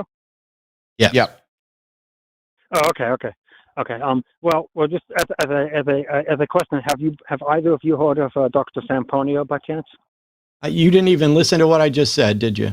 Oh, no. I heard what you said. You were saying that the brain is material. No, what did I just ask you? I apologize. My phone did cut out for a brief moment. Could you just quickly summarize, if that's all right? So then I will do my best to respond. Why would Owen and I want or need to believe in a God, and how do we pick which God we should believe in? Okay. I understand your question. So I would say that if there is a God, that there is cosmic justice. For example, Hitler doesn't just get to get away with it with a bullet to the head, and we have liberal humanist principles to live by. It helps in times of grief with loved ones. And in terms of the second part of your question was if we could prove it. Was that the second part? Oh, no, it was about which God it would be. I say just, whatever God, whatever speaks to you. Okay. If it's Jehovah's Witness. Yeah, it's, I care about truth. I'm not going to lie to people and say, hey, just believe in whatever God you want if it feels good, because I care about truth. I wish you did. But when we asked why we should believe in God, and you're like, oh, if there is a God, then there's a cosmic justice. No, sir, there's no guarantee that there's any cosmic justice, nor should we have to wait until an afterlife for justice to be served. Justice needs to be served right now. If God forgives me for breaking somebody's leg, he hasn't done anything for that person whose leg is broken, and he hasn't done anything to hold me accountable for it. That's forgiveness. That is not justice. Justice is getting what you deserve. Forgiveness is the suspension of what you deserve and exercising mercy. And there's no guarantee that anyone is going to get what they deserve or that justice will be served. Justice, in a cosmic sense, is a fantasy. That when I say what reason do we have to believe in God, you might as well have just said, well, if you do, he'll tickle your asshole every morning when you wake up and make you laugh and you'll have a good day. That's not true. And neither is the claim that he'll eventually serve justice on the people who deserve it. That's not true either. Neither is the claim you'll see your loved ones in an afterlife. That's not true either. So all the things that you attempted to say would be a good reason to believe in God. You know what none of them had in common? None of them had in common truth. It didn't matter. You didn't say you should believe in them because they're true. You said they should believe in them because they're comforting. And then you have no way of pointing which one is the comfort. Which heaven do I seek? Which hell do I avoid? Which God has the best dental plan? Which God is okay with the things that I'm okay with? Which God actually is working to make the world a better place? And which God says this world is like dirty rags and I'll be waiting for you in a paradise or in the Elysian fields or whatever? You haven't given anything at all of value, of a reason to believe, other than your personal opinion or preference and what you'd like to believe. And that's never going to be good enough for me. And I don't know why it's good enough for anybody. I would just say, if Dr. Samponia, I recommend everyone to Google him at some point. If they do empirically prove out-of-body experiences, which is what they're trying to do, if they do prove it, I would suggest that would be very powerful evidence, especially if it could be replicated in the lab setting time and time again. Okay, so now you're talking about a speculative experiment to confirm what? Yeah, out-of-body experience. That's what they're trying to do. Okay. And, well, maybe this has been studied to death, and even if we finally demonstrate that there is some identifiable phenomenon, that would not demonstrate that the phenomenon is caused by a god. Well, yeah. I mean, it's true. You can say it wouldn't prove God, but I guess it could theoretically point to consciousness continuing to exist. Why don't you give a shit about what's actually real instead of hanging your hopes on speculative things that continually fail to demonstrate any truth when it's almost certain that all the when we manipulate my brain physically and it changes my personality and my memories, am I a different person? Did my soul change? I would say no. So my soul could be sitting in my body, absolutely in love with God and wanting to praise God all the time. But my brain could be damaged such that I'm an evil reprobate denouncing him left and right. That's a possible scenario? Well, I believe that the soul is a consciousness. It is intellect. I'm sorry. I'm sorry, but we know that physical damage to a brain can fundamentally wipe someone's mind so that they don't remember who they are, what their preferences are, and have a completely different personality. So is that the mind or is that the soul that got changed? It will be both. And according to Dr. Pontius, we thought physical damage to my brain that changes my personality also changes my soul? Well, let me put it like this. No, that's a yes or no question. That's a yes or no question. That is a yes or no question that is getting you to restate what you just fucking said. You said that the physical damage injures both the soul and the brain. I would say no, now that your question has been clarified. I would say... So when we physically damage my brain and it changes my personality, my soul remains as it used to be then, right? Yes. And the argument for that... So no, I'm not done. I don't need an argument from you. I need you to listen because this is a huge problem. Okay. You're saying that my soul could be trapped in my body, desperate to love God, but somebody could whack me in the head and then my brain would have me walking around doing sinful things and denouncing God with my brain, even though my soul still loves God. You're saying that's a possible scenario. Well, this is a very interesting argument because, of course, we're all responsible for our actions. So I'm not sure where the line would be drawn on that. I suppose if, God forbid, somebody was injured and they committed evil acts, they would be responsible for those to some degree. Of course, if they were injured, you got to take them. Why? If their soul didn't change, if their soul is sitting in there saying, no, don't kill that person, and they kill that person, is the soul responsible or is the brain responsible? So I brought in. No, I think the soul is human consciousness. So in that case. Okay. So basically, every time I ask the question that exposes the absurdity and irrationality of your position and the contradiction, your answer is just to deny it by going back to, you think that the soul is consciousness. Okay. So when I get hit in the head and my conscious perception changes about who I am, you're now going back to saying my soul changed, right? Yes, because we are completely done yet. You do not get to fucking dangle me around and agree when it's convenient and disagree when it's convenient. And then when your fallacy gets pointed out, denounce the position that you just advocated. And when it leads to another fallacy, go back to the one we've already disproven. You, sir, need to go back to the drawing board. You're not ready. All right. Thanks. But Yeah. Have a good day.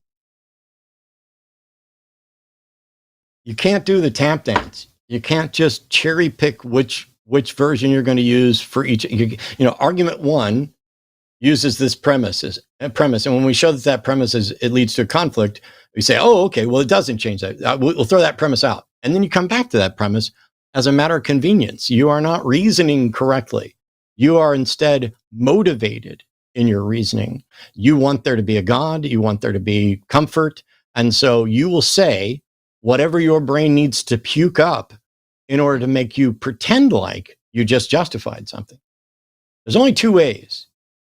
If consciousness is the soul, then when my personality changes, my soul must have changed. And if that personality change is demonstrably the result of physical damage to my brain, then physical damage to my brain is physical damage to my soul. And if my soul is eternal, and I am sitting here saying, I love Jesus, I love Yahweh, I love Allah, I love Vishnu in my soul, and my brain is able to walk around doing stuff that is incongruous with my soul, that's a huge problem for every model of the soul. You know why? Because it means you have no way of telling when you're talking to someone, whether you're talking to the actual soul producing consciousness or the brain's consciousness. And so then you had to go back to, well, they're the same, but they're not the same, because that means physical damage can control soul. You haven't thought it through. Yeah, and that was not the only bizarre claim or position either. There was also, the math thing. I cannot get past that. Jehovah's Witnesses offer all kinds of math that adds up to all kinds of stuff, and it doesn't prove they're right. But he said, well, that's not my heritage. He said, Jehovah's Witnesses are not my heritage. That's what it boils down to at the end of the day. There's some stuff there. People follow these math, these Bible codes, all this stuff. When you get into Hebrew, you're talking about gematria, and because the letters are also numbers, and you do that, you can find all kinds of patterns. It's trivial to find patterns. Some of them are going to be more impressive than others. The issue is, once you find a pattern, what is the process by which you can show this is the pattern that was intended by, this was an intended pattern as opposed to a coincidental pattern. And then B, after you demonstrate that it was intended, you have to then show, okay, what can we glean from this? Who intended it? What was the purpose for intending it? You don't get to just see a coincidence and claim that it's a message. All right. We got other callers and other theists. So John's calling from Ohio, pronouns are him, wants to talk about the meaning of life for atheists. So John, welcome to the show. How are you? Oh, thank you. How are you tonight? Not bad. That's good. I wanted to ask Owen, now that he's left religion, what is the meaning of life for him? What is the meaning of life for me? I make my own meaning. Even when I was in religion, there was no meaning of life for me. I was just here, and I was, doing I was being a Jehovah's Witness and doing what Jehovah's Witnesses wanted me to do. I made my own meaning. There are a lot of people in the religion who had all kinds of different meanings. There's an artist who was apparently very famous before he was a Jehovah's Witness, who was in my congregation, and he loved doing art. So that was the meaning. That was the thing that gave him meaning in life. My meaning now is to make things better for people to the best of my ability, improve the world around me as much as I possibly can in any way possible, leave it better than I found it. So yeah, my meaning is what I make it. Can you be more specific? About what?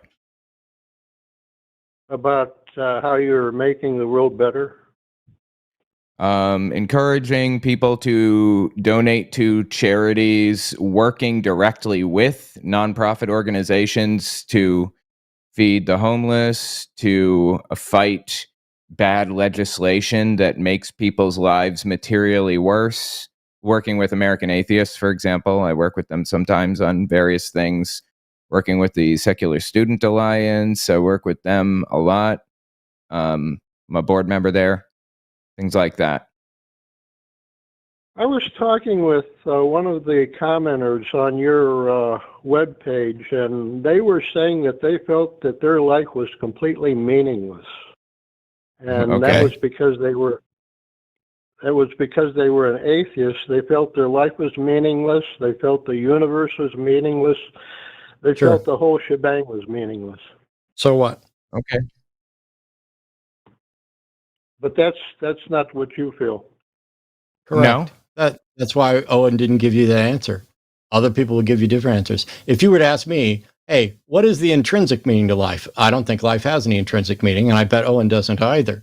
That there's no externally imposed, universally guided, externally asserted meaning. But my life has whatever meaning and purpose I give it. And much of the things that I give meaning to my life are very similar to Owen's, or at least with respect to what I want to do, what I view as making the world a better place, which basically is let's increase liberty and freedom and respect for individuals. Let's work towards goals that make the world better, like things like a universal basic income and guarantee of basic human rights and dignity, things like that. But also just educating people to maybe be able to spot fallacies, to be able to think more clearly so that we have less irrationality. All of those things they may not count as a meaning or a purpose to somebody else, but that's as close as I'm going to get. There are people, though, who are atheistic, who fall into nihilism, partially because they used to be a part of a religion that lied to them and said that they only had value if there was a God, or they only had value if they followed whatever they thought God's purpose for their life was. And then when that's taken away from them, they are despondent and fatalist and nihilistic because they were lied to about what life's supposed to be like, and they weren't taught that life can have its own value and is its own reward. What more would I need, John?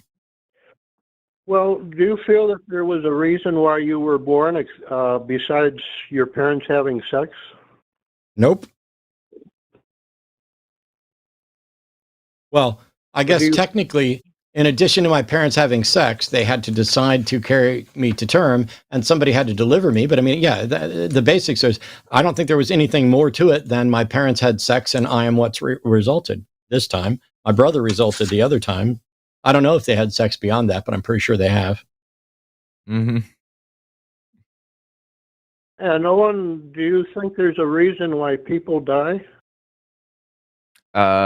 Because evolution necessitates carrying on genes to the next generation as part of the process. And I'd just go with entropy. Things wear out. There you go. Well, that's very interesting, because I thought that when I was talking with the commenter that all atheists felt that life was meaningless. John, I'd like you to please stop lying, or at least pay attention. When you say you talked to a commenter and they said something, and that led you to believe all atheists thought life was meaningless, did you really, after talking to one person, think that they completely represented what every other person thought? I don't believe you did. I think that because you've called into the shows doing this stuff before, you're saying, oh, somebody else said something different. Yes, we're aware other people say different things. We're giving you our answer. John, what's wrong with our answers? Well, I guess I didn't know until I called tonight. Really? You didn't know? You thought that all atheists believed life was meaningless and that they were absolutely miserable, and that they wish deeply that there really was a God, but there just isn't, and that bothers them terribly? That's what you believed? Yeah. Oh, well, I'm glad I could disabuse you of that. And what's weird, John, is you've called this show 16 times, including 10 days ago. And people in the chat are pointing out that you've asked these questions before. So I have difficulty believing you're actually honest, John. I have? I don't remember asking this question before. Well, what did you ask the first 15 times that that where you didn't even bother to find out if we, first of all, why would you think all atheists think the same thing? Well, I would think that if you didn't believe in God, that life would be meaningless.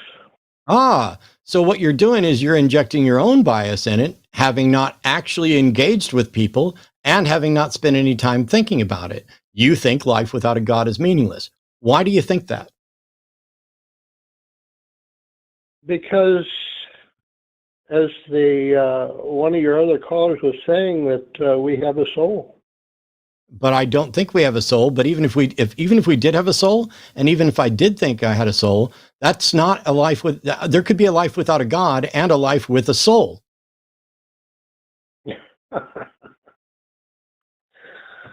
Oh, God is the. I'm creator. sorry. Wait. God What's with the condescending laugh? What was the condescending laugh about? God is the creator of souls. Okay. How do you I don't know? believe that. I'd love to know how you know. But even if God created souls, God might have created souls, and then souls could exist, and then God could cease to exist, and the existence of souls would not necessarily prove that a God exists or still exists. But still, I asked you why you believe we have a soul. Why we have a soul? No, why do you believe that it's true? I don't believe it's true. Because of what happens to people after they die. What happens to people after they die? They go to heaven or hell. How do you know that? Because I've talked to people that have experienced it. How do you know they've experienced it? Because I've talked to them. You believe how do things that you're they've told? experienced it? What is it? How do you know they've experienced it? I know they're telling you they've experienced it. How do you know they experienced it? Because enough people have told me that I realize that it's Okay. true. So, how many Muslims have you talked to? I'm not sure the people that I've talked to what their religion was. Okay. I'm just saying, you believe that there's an afterlife because you believe that people have told you that they experienced it, and you believe them. Why do you believe them? Because there's been enough people that have told me that it's not just one or two. Okay. How many people need to tell you something before you just believe it without any additional evidence? Multiple people. Multiple, John, is not a how many.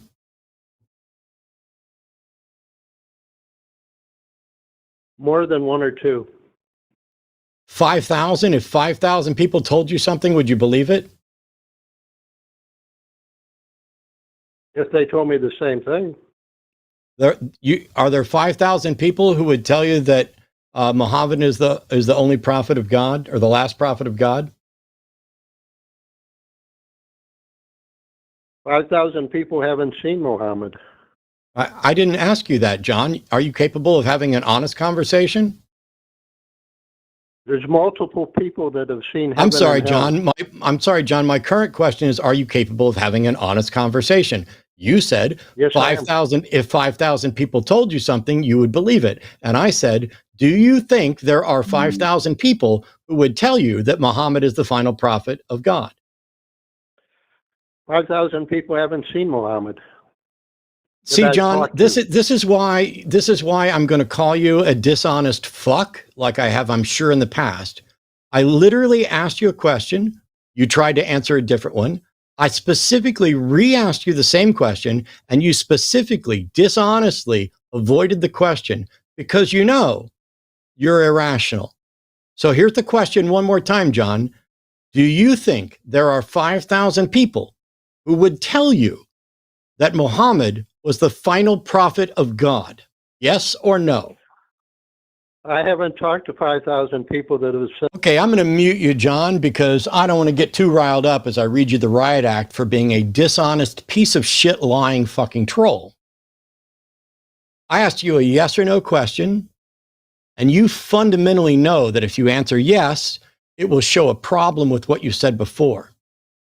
And if you answer no, it'll show a problem with what you said before. And so instead, you decide to make an assertion that you can't demonstrate and you don't know, which is that 5,000 people haven't seen Muhammad. You don't know who has or who hasn't. You have no way of knowing who has or who hasn't. And who has or who hasn't and how many people have seen him is irrelevant to whether or not there are 5,000 people who would tell you that Muhammad is the final prophet of God. I didn't say, are there 5,000 people who have seen Muhammad? I didn't say, are there 5,000 people who would tell you they have seen Muhammad? I said, are there 5,000 people who would tell you that Muhammad is the final prophet of God? I was using your criteria for establishing truth, but you don't give a shit about truth, which is why you can't be honest in conversation. I'll go ahead and give you the final word, John, because you're not worth talking to. So go ahead and finish up. And I was saying I haven't talked to 5,000 people that have said that. I didn't ask you if you had. I said if. No. Here, John. Do you believe that more than 5,000 people would tell you Muhammad is the final prophet of God if you were to talk to them? I don't know.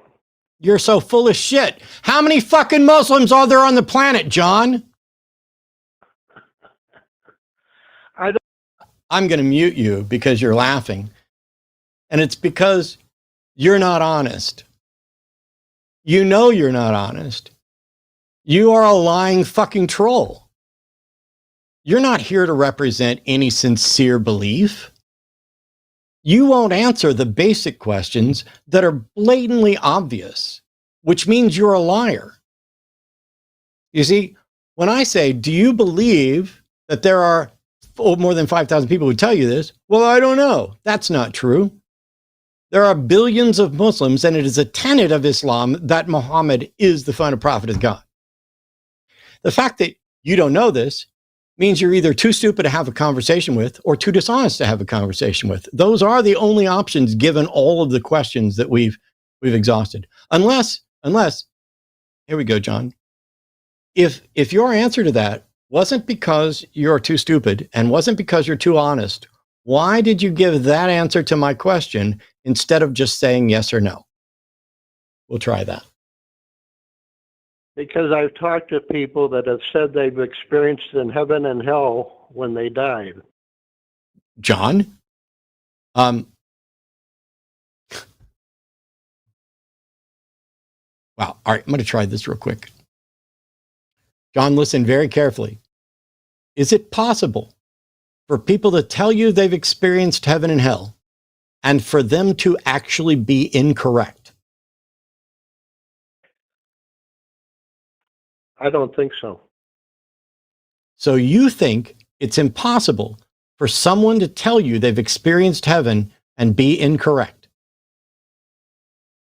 Not when their accounts are so similar. No. I didn't ask you. You don't get to put caveats in on similar accounts. Is it possible? Why does the similarity of the accounts matter? Because you don't think that some of them have heard the accounts of others, right? Well, I guess when a person has died, I don't think they're taking into account what other people have said.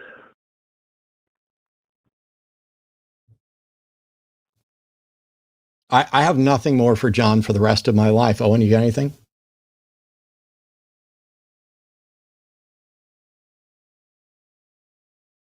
Oh, you're muted. Oh, sorry about that.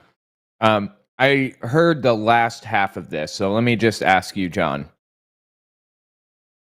You think that let me just ask a question. You believe that God is real and souls are real and that heaven and hell are real because you've heard people tell stories about them. Is that what you're saying? No, it's not stories. It's their actual experiences when they've died. They're in the form of stories, right? In the form of stories? No, it's their life account. Yes, but they're stories that they're telling. They're telling John, their define accounts. story. No, they're not stories. John, define God. story. You define it. You fuck off and don't ever fucking call me again. You dishonest piece of shit. Heaven and hell are real. Prove it. You can Prove it, trust, you fucking liar. Why would I listen to what a liar says, you fucking liar? you can trust me on that one. I can't trust you. You're a fucking liar. No, I'm not.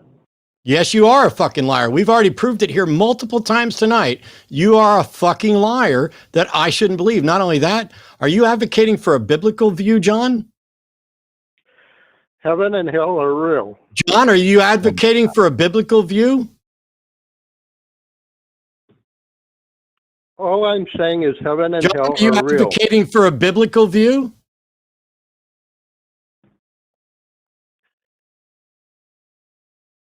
Are you Muslim? Are you a Muslim or a Christian? I'm a Christian. So you're advocating for a biblical view. What does the Bible say? Does the Bible say, let God be true and every man a liar? Yes. Yeah. So what does that make you? What does that make you? It makes God true. And What does he it wrote make in the you? Bible, What does it make you, What he- you dishonest fuck? What does it make you? it makes what is in the Bible true. Heaven and What does hell it are make true. you? What does it make you? Heaven and hell are true. What does it make you, you liar? Heaven and hell are true. Okay, you can say it as many times as you want. You know what it won't change? Whether or not it's true. You'll be a liar every time you fucking say it. Every single time you will be lying, and you'll be the guy who is repeatedly called into a show, who every single time he's asked a question refuses to address the question at hand, and when exposed as a repeat consistent liar, just keeps spewing forth a mantra that heaven and hell are true, as if saying so would make it true. You are an embarrassing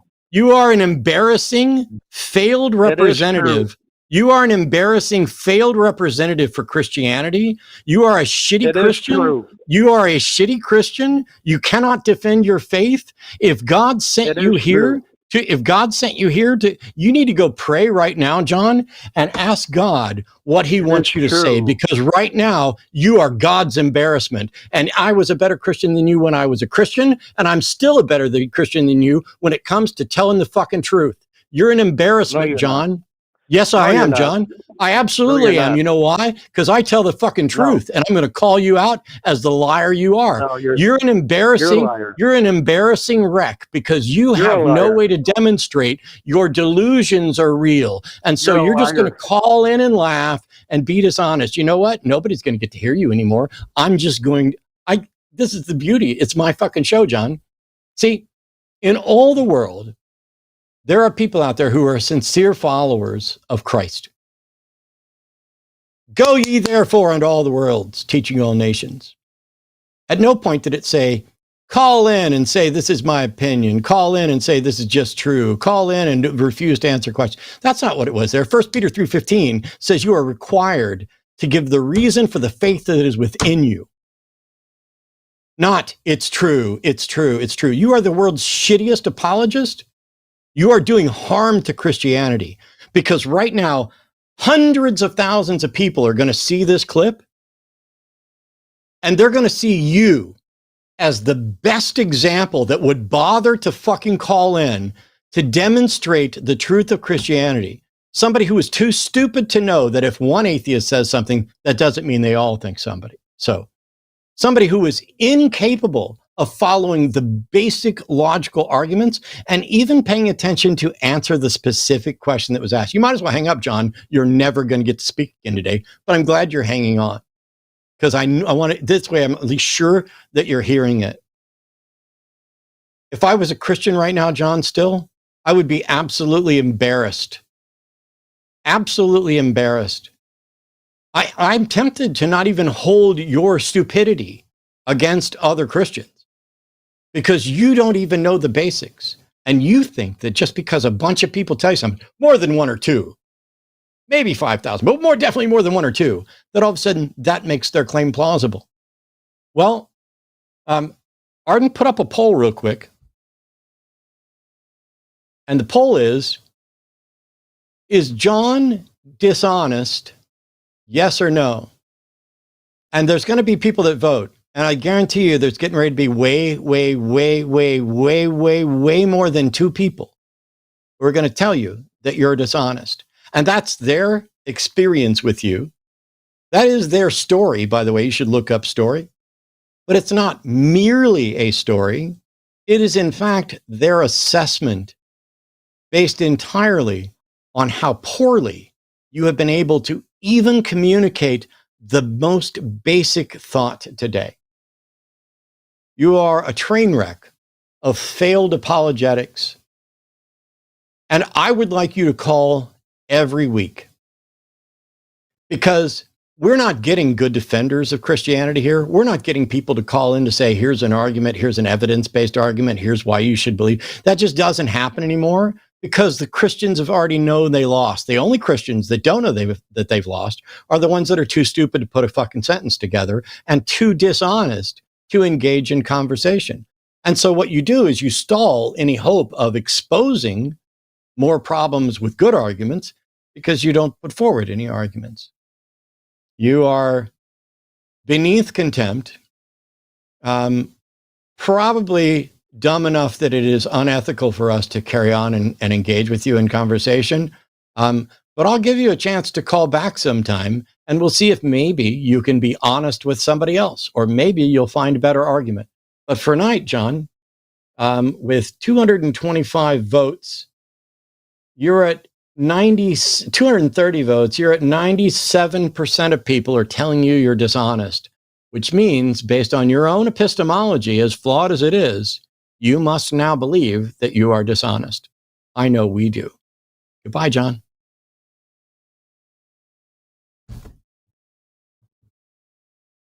What the fuck's wrong with 3% of you? Sorry, what? He's called in multiple times? That's like his 16th call. This is why the other day I offered somebody more time if they could get over 8% of the vote, because I want to at least give our audience a chance. But seriously, do 3% of you just fucking hate us? Just trolling, probably. Yeah, just funny. Three of you, your hands are shaking so bad from laughing that you missed the yes button and hit the no button. 275 voters, so 11 people. That's about 11 people. Well, I hope they're not on the jury. Yeah. Here we go. Harvey's calling from Argentina, pronouns are they, them. Harvey's calling to say there is an afterlife, and let's just wipe the slate completely clean, forget about John and everything else. Harvey, welcome to the show. I'd like you to tell us what you mean by afterlife and how you know it's real. Hello, good night. Okay, so I defend the position that consciousness may persist after death because the current scientific and philosophical, I'm not looking. I'm not looking for a may. You say there is an afterlife. Now it sounds like you're saying there may be an afterlife. Yes, I'm speaking in following the evidence that exists, right? I personally believe. I'm sorry. No. This is already going really badly. Let's see if we can reset this so that it doesn't go very badly. All right. You called in and you said there is an afterlife, and now instead of arguing that there is an afterlife, you're going to argue that there may be an afterlife, right? Yeah. I don't care if there may be an afterlife. I care if there is an afterlife. Convince us. Well, it's like you have a couple, you love them, and you for you it's the most beautiful person in the world, right? That's a reality for you. But I don't. You just said I love a couple, and then you called the couple a person. I'm just going to assume that this is all it's like you have a your significant other, right? I love Arden. And yeah, and you, for you, that you're in love with this person, right? Yes, very Sure. much. Okay, okay. So that's something that is true. It exists within you, right? All right. What do you mean it's true? It is true that I experience that emotion. Yes. Yes. But it's not true for everyone else. It's true for you. No, it's true for everyone that I have that view. They're just not aware of it. Exactly. It is a fact of reality that my brain state has that state, and that is true in reality for everyone, even though they're not aware of it. Your hunger is a truth that exists in reality, even though I'm not directly aware of it. We don't just only have views about the things we're directly aware of, it's a speculation. and things that we're not aware of. Things that we're not aware of exist. That's a belief. Belief is when you listen you don't to have me. a certainty Listen about it. to me. Listen to me. What the fuck is wrong with you, Harvey? You made a pause and I spoke. Is there, if in fact it is the case that there is a rock that looks exactly like my fist on a planet in Alpha Centauri, that fact about the reality is true, even if nobody knows it, correct? Exactly, yeah. Yeah. So the fact that I love Arden is experienced by me, but it is one of many truths that are true about the universe, even if no one else is aware of it. That's the point. Exactly, yeah. Hey, what do you mean exactly? Yeah. Oh my God. Go ahead. What? It's true, right? Continue. Okay. So you said maybe, but you say I come to assert something. You say now I'm saying maybe. Inside of myself, this is something that is certain. But when I come here to debate with you, I'm going to be intelligent. I'm not going to just say like this is a truth. I'm going to be smart about it. I'm going to use no, Harvey. coherent reasons. No, Harvey. There either is an afterlife or there is not an afterlife. Those are the only options, correct? Yeah, correct. You believe that there is an afterlife, right? Yes. I don't believe there's an afterlife. Your job is now to convince me that there is an afterlife. At no point is it required for you to convince me that you believe there's an afterlife. You must convince me that there is an afterlife. We cannot confuse the map for the place. Okay. Yeah. Okay. So you don't believe the afterlife, and I have to convince you that there is an afterlife, and I believe that there is an afterlife. No, Harvey, I don't give a fuck if you believe it or not. I give a fuck if you can demonstrate that I should believe it.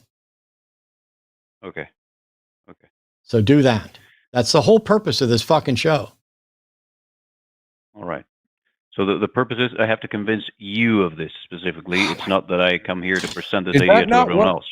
Brother, Harvey? why would you call Owen. in? Why would you call in if Why would you ask me to something for the convince- third fucking time after I've said yes? There's 1,000 people watching this. There's 1,000 people. Okay. No, I'm going to mute you. I'm going to mute you. Shut your pie hole and listen to me for a second. I just went through the most pedestrian explanation. It is your job, because you are defending the proposition there is an afterlife. You are not if your proposition is Harvey believes there's an afterlife, nobody gives a fuck if Harvey believes or not. That's not relevant to anyone. What's relevant is it reasonable to believe that there is in fact an afterlife? What Harvey believes is irrelevant and not in question. You, though, are convinced that it is reasonable to believe there's an afterlife. That is the only thing you need to demonstrate. You only need to demonstrate to me and Owen, right now in the audience, why we should be convinced that an afterlife is real. I cannot dumb this down anymore. When I unmute you, You need to say, I understand you should believe an afterlife is real because, and then give your reason. Go ahead. Okay. I believe that it is reasonable to believe in an afterlife because the current scientific and philosophical landscape does not justify the assumption that it ends, that there is not a continuation of consciousness. All right? Now, the The possibility current is scientific very, very landscape solid. does not justify not believing it. Is that what you said? We have no reason to not believe it scientifically, is what you said, right? I'm saying that there is a big possibility, and there are many, many intelligent people defending the idea that consciousness, it very likely. Nope, you're muted. Owen, you want to do it? Do you have a reason to believe this? You said the current scientific whatever doesn't make it impossible. It doesn't say that it's impossible that this is the case. We're not asking that. We're asking if you have a reason to believe it, a positive reason to believe that this is the case. The answer is, of course, no, you don't have a positive reason to believe that this is the case. But here we are willing to entertain it. So please give us a good reason why you believe it, as opposed to saying that it's not impossible that this is the case. Yes. The time to believe something is after a positive case has been made for it, not a failure to make a case against it.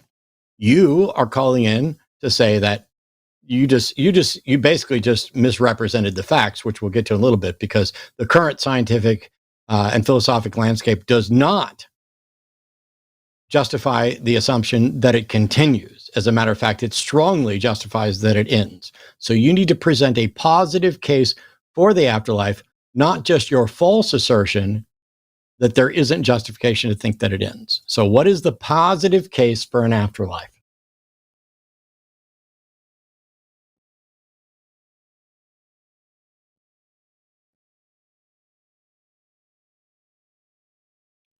Harvey, are you going to give us the positive case for an afterlife? Nope. Did we lose you? Harvey ran away. Harvey ran away. He bravely ran away. So here's the thing. And then after this is over, we're going to take the final call from Jezebel, who's been on hold for all of this. Thank you so much. I'll get to you in just a moment. And then we'll move on to supers. The time to believe something is after a positive case has been made for it. It is simply not rational to say that it is rational to believe in an afterlife because science hasn't proved it's impossible. That's a shifting of the burden of proof. That is a fallacy. It is not actually the current scientific and philosophical position that you cannot justify the assumption that it ends. In fact, all of the available evidence suggests that it does end. Every single part of our personality, our consciousness, our persona and identity that is ascribed as something that can persist after death is demonstrably alterable physically. We went through this with a previous caller who had to go back and forth saying that, oh, damage to your brain doesn't affect your soul. Oh, wait, I guess damage to your brain does affect your soul. Oh, wait, that means it's not about some magical act of volition, but you can be a perfectly good and pious and devout person, get smacked on the head, and now you're an evil, raping, slaughtering machine. Or your body is doing this, leaving your soul behind. And your soul's just stuck there screaming, trapped in syndrome, while your body goes and does all terrible things. Or maybe there's a God that's just racking up all that sin on your soul. But at the end of the day, everything that we see shows that entropy leads to the wearing down of the physical, that the mind is a product of the physical, alterable by the physical, and there is no proposed or verifiable mechanism by which to operate some sort of immaterial soul absent a brain. In the entire history of the world, both. So first of all, you mentioned philosophical and scientific landscape. The philosophical landscape is completely fucking irrelevant to what is true. In the entire history of scientific inquiry into this, all of the available evidence shows that it is tied to the physical, and none of it demonstrates consciousness absent a brain. There's never been a demonstration of consciousness absent a mind. If there's been no demonstration of something, that does not mean that it's not real. That would be the black swan fallacy. See, unlike the callers, I don't just tap dance around the fallacies that are inconvenient. I'm teaching. It would be a black swan fallacy to say that because no consciousness outside of a mind has been observed, therefore none exists. That would be a fallacy. But it is not fallacious that to say that until such time as a consciousness has been observed and confirmed absent a mind, absent material, it would be irrational to believe that it is true. This is about assigning a null position, a default position, a null hypothesis, and establishing a burden of proof. It may be the case that there's all kinds of things that I don't currently believe that are in fact true. That's probably, I mean, that's just a fact. There are plenty of facts that I don't know. I don't know what Owen had for breakfast this morning, or if Owen had breakfast this morning. I don't know what the first thing Owen ate this was, whether it counts as breakfast or not. Let's not argue whether a burrito is a sandwich. I don't know what Owen ate first today. Maybe he hasn't eaten at all since midnight. Maybe he's on a fast. But if Owen tells me what he ate, does that mean it's true? No. But I don't really care all that much, and I don't have reason to think that he's lying. And if I believe Owen, and it turns out Owen's a big fat liar, and actually he ate a fresh baby this morning for breakfast and just didn't want to tell me, the worst thing's going to happen is I'm going to find out I'm wrong about Owen. On the other hand, if there is an afterlife, it would be very important to find out what the criteria are for that afterlife, how you're going to be judged. Are you going to be judged? Does everybody go to the same place? Do you get to go? Do you only go if you believe? We've done this over and over again. And so when you call in to say there is an afterlife, and your entire case is the current scientific and philosophical landscape does not justify the assumption that it isn't, or that life ends, you've misunderstood absolutely everything about this. Because we're not assuming it ends necessarily. We are recognizing that it appears to end, and we are recognizing that there is insufficient evidence to conclude that it persists. And all the various proposed models fail. So our position is not, we are confident there is no afterlife, although I'm more confident that there's not an afterlife than I am that there's not a God. I don't know that I can quantify it in a value, but comparatively, I find the notion of an afterlife more preposterous. Oh, damn it. There's another atheist that just said something was more plausible than they thought, and everybody decided to eat him up. We'll save that for another time. Let's get on to our final call for tonight. I don't need to open any more wounds tonight. We've got blood all over the floor. Jezebel is calling from Minnesota. Fine with any pronouns, wants to talk to us about doing research. Welcome to the show. You're on with Owen and me. Hi, Matt. Hi, Owen. Hey. Yeah, so my main issue, since I have been out of school, back when I was in school, I struggled a lot with depression, ADHD. Didn't really learn the ropes of properly doing research. And I've decided my goal is to be a sort of autodidact. You actually inspired me to pursue that goal. I've been watching for quite a while. But now that I'm medicated and starting on my journey, my best skill is like a general osmosis. I can pick up on a few things, but I would like to be better at doing proper research. Me too. We all would. So you're asking about how we do research? Is that what it was? Pretty much, yeah. Personally, I did a lot of heavy research when I wrote about Hitler and religion during World War II. The way that I researched that specific subject was I went to Wikipedia and found the subjects that I was looking for and looked in the source list for the books that are cited and the scholars that are respected in the fields. I contacted a bunch of the authors and asked some of them about the best people in the field, who was best to discuss these subjects. And one name kept coming up consistently, and it was Victoria Barnett. And I actually did communicate with her extensively when I was writing.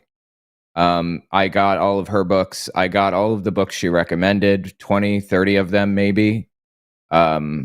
Very, very valuable information in some of these books. I even got my hands on books that were written in the 1930s and 40s that are no longer in print, like autobiographies of some of the pastors that were involved in, the church at around the time that Hitler was taking control. Just kind of digging into every part of every aspect of this subject. That's how I did the research that I did. It's really hard to know exactly which things you should trust in this sphere that I'm referring to specifically, because it's very politically charged, and there's like a push to convince people that Hitler was an evolutionist atheist who hated Christians and everything. So I came across a lot of books that were just completely made up nonsense. And I just had to kind of rely on the scholars in the field, the respected historians who have credentials and who are not quacks generally. That's how I researched that specific subject. And, I did something similar with Jehovah's Witnesses when I wrote about them. I relied on scholars in the fields. Bart Ehrman is one of them, but he's not the only one. There are a lot of really good Bible scholars that talk about this, whether they're religious or atheist or whatever. I just care about people who are honest over anything else. So that's how I do extensive research. Is that what you were asking about? I suppose so. I guess it was kind of a nebulous question. I'm not exactly sure what I'm looking for. I suppose if I were to have a more specific thing to ask about, would be about actually something really basic like note taking. It's not a thing I really did back when I was in school, and I'm not necessarily great with doing it. I don't know if you guys have any particular tips or tricks, or yeah, totally. Yes. I learned note taking when I was a Jehovah's Witness. Always use the Cornell style. You're basically trying to convert their talk back into an outline on your paper. It was really useful. Is that what you mean? Sure, because I'm not even sure what the Cornell style is, so I'm gonna write it down. Yeah, Cornell style. It's really good. There's a whole thing. You should check it out. I will do that. For me, it depends on the subject I'm looking at. I mean, if I'm looking into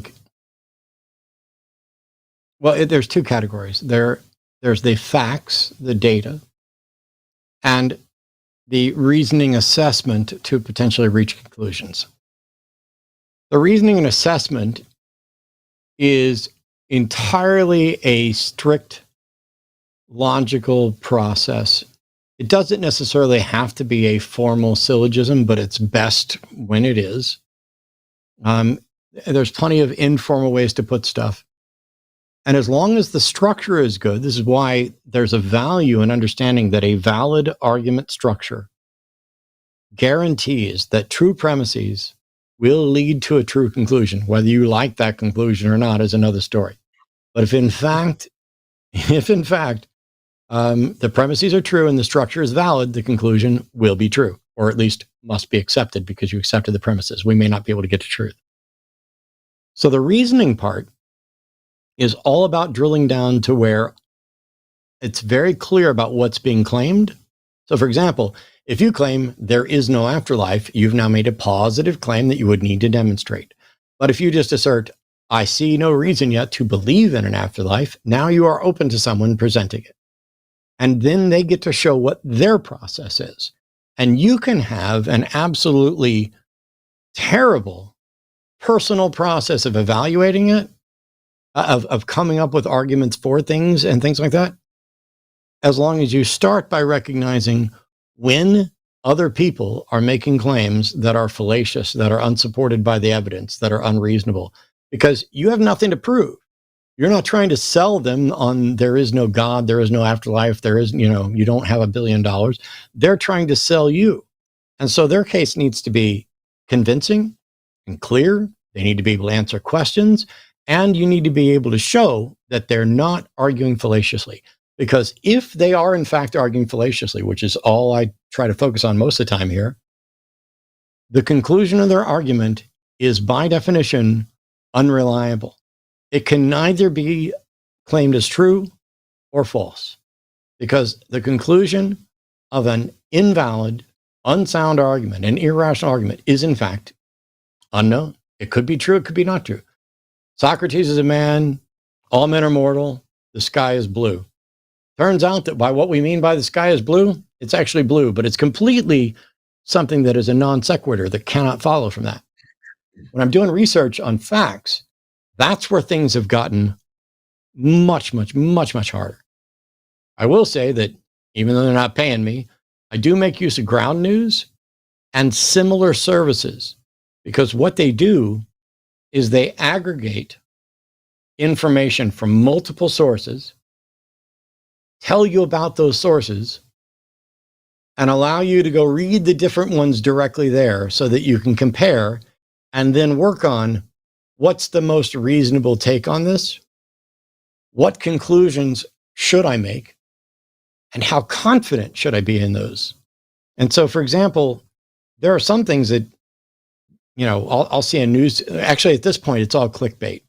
Arden can tell you, if we're sitting down in the living room, it doesn't matter which fucking lefty who I generally like, with the exception of like 2 or 3, I've given up on almost every one of them because they have to use the clickbait, which means every day, I got tired of seeing the same title every day.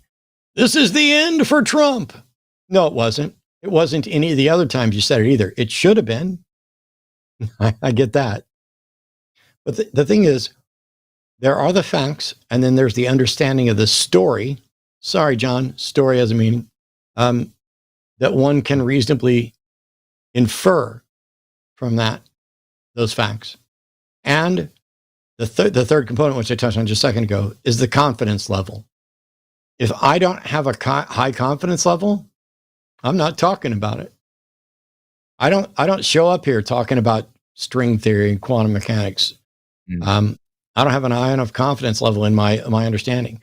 I don't spend a lot of time talking about economics and a number of other different governmental positions unless I've done my due diligence.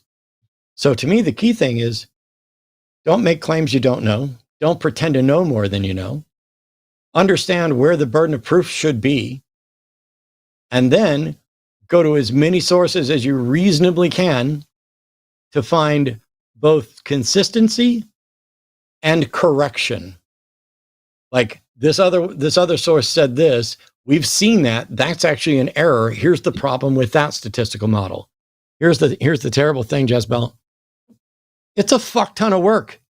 It's more work than almost anybody ever wants to do or has time to do ever for anything. And once upon a time, we lived in a world where we could reasonably have confidence that because tomorrow's kind of like today, and that people are kind of honest, and the news is generally trying to keep us well informed, that we could kind of have some good confidence in what we were seeing regularly.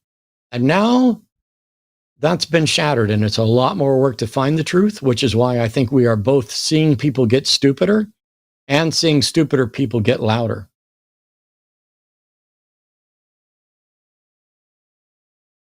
Yeah. Luckily, I'm professionally unemployed. And although I don't know how long benefits will carry me for now, been looking for work and all that kind of stuff. So at least I have a little bit of time to practice my research chops. But the political climate isn't helping too much, especially as a trans and all kinds of other minorities individual. So yeah, I think it's just be less confident. And one of my two favorite quotes from philosophers ever.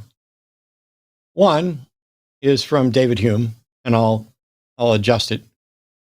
The wise person proportions their confidence to the evidence.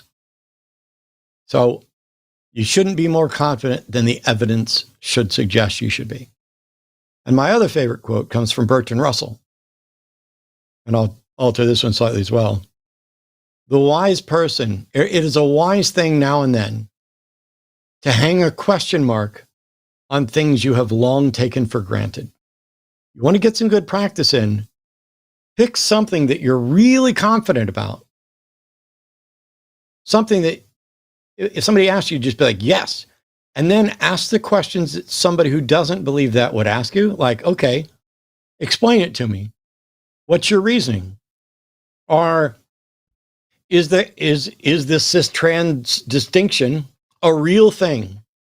Because ultimately, every anti-trans argument comes down to either a flat denial that there is any cis-trans distinction, or some fundamental flaw that will drive back to a rejection of that.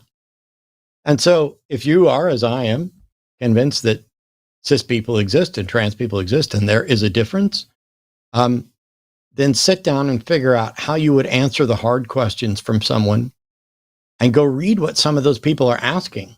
Not just the, what is a woman? Oh, adult female human, whatever.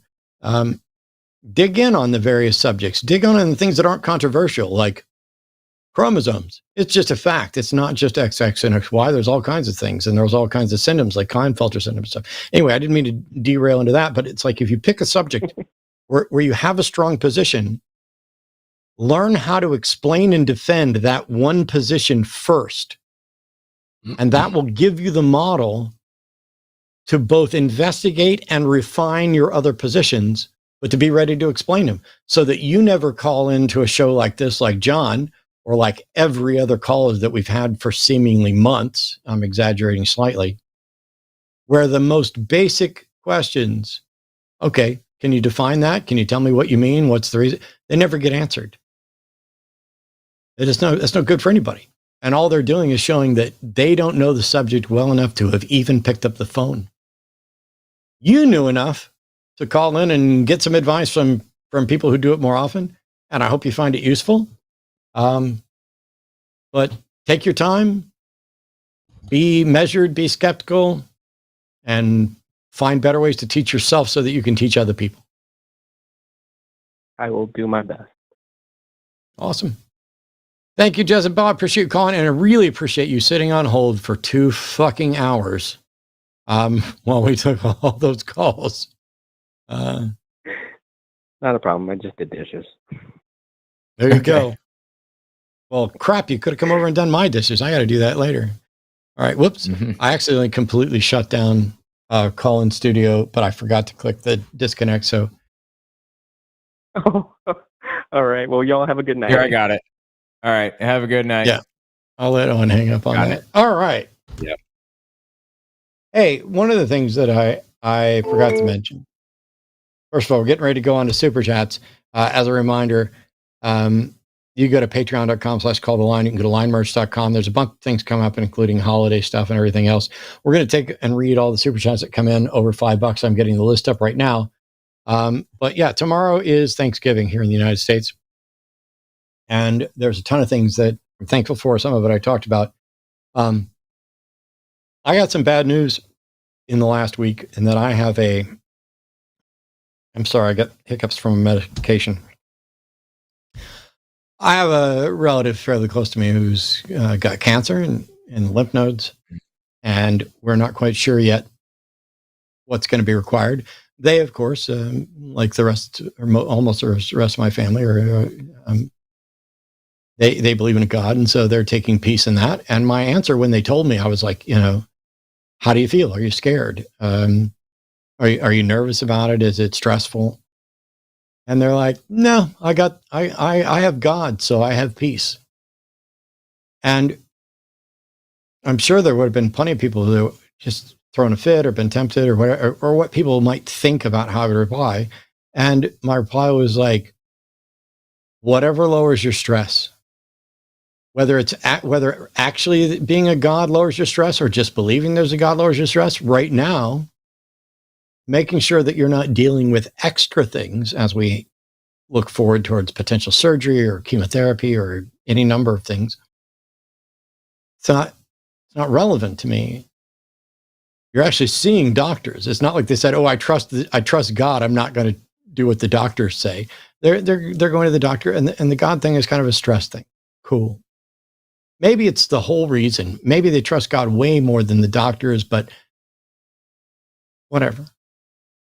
That's not what this is about. And so I'm thankful for the doctors that found that in that person's body, and that they might continue to be a part of my life for a while. Arden also got some news. There are people that are struggling with health issues. There are people who are going to be taking trips and exploring and visiting family members. And we're still, in many ways, the fortunate ones, because there are people actively dying right now from decisions our government made in our country and outside of there. There are people dying right now because they bought into pseudoscience and woo and religion, and they trusted those more than the facts and the available evidence. They didn't know how to do the research. They didn't know what to trust, and they're suffering. They're sick, they're injured, they're starving, they're having their rights taken away, they're losing their work. And so, even though I have a family member who I love who's very sick, and the same is true for Arden, we're still lucky because we still are able to communicate with them, and we are still able to go and visit them. And most importantly, we still have each other to commiserate with when things get bad. And there are people out there that it's worth remembering. Tomorrow and Thanksgiving, while I'm here working, I could have gone and hung out with friends. I could have gone and had a dinner with family, but I'm working. But there are people who don't have that option at all. There are people who are seemingly perpetually alone. And I don't just mean like people without homes and just disenfranchised from all of society. There are people who have homes and jobs who you know, and you have no idea how alone they are. So while we're all celebrating the things that we're grateful for and moving into the festive mercantile marketing, buy everything season of the year,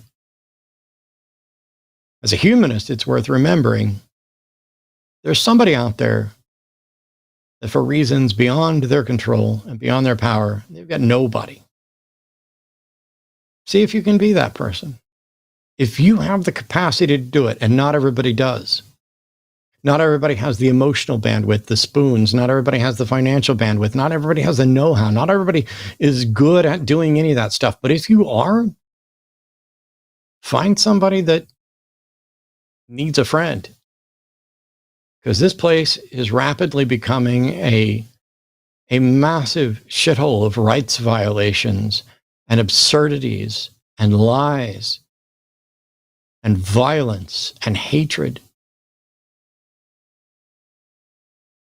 It might be the one friend you need to make it through there, and you didn't even know it. On to the super chats.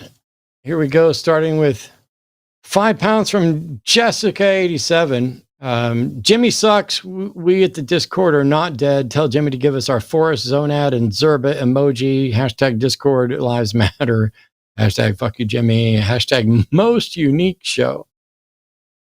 That's fair. I'll take it. And this one is me, I think. I'm 90% comments only from Joshua Everett, but that's just because I am actually enjoys mayonnaise levels of boring. Okay. Thanks for the super chat. I didn't used to like mayonnaise growing up. I still don't like it on its own, but there are versions of mayo that I like, and there are dishes that you can make with mayo that I love. Same. Right down to people are going to be like, "How do you not know that?" I don't know. I knew you could microwave an egg. I microwaved an egg, for as long as there've been microwaves.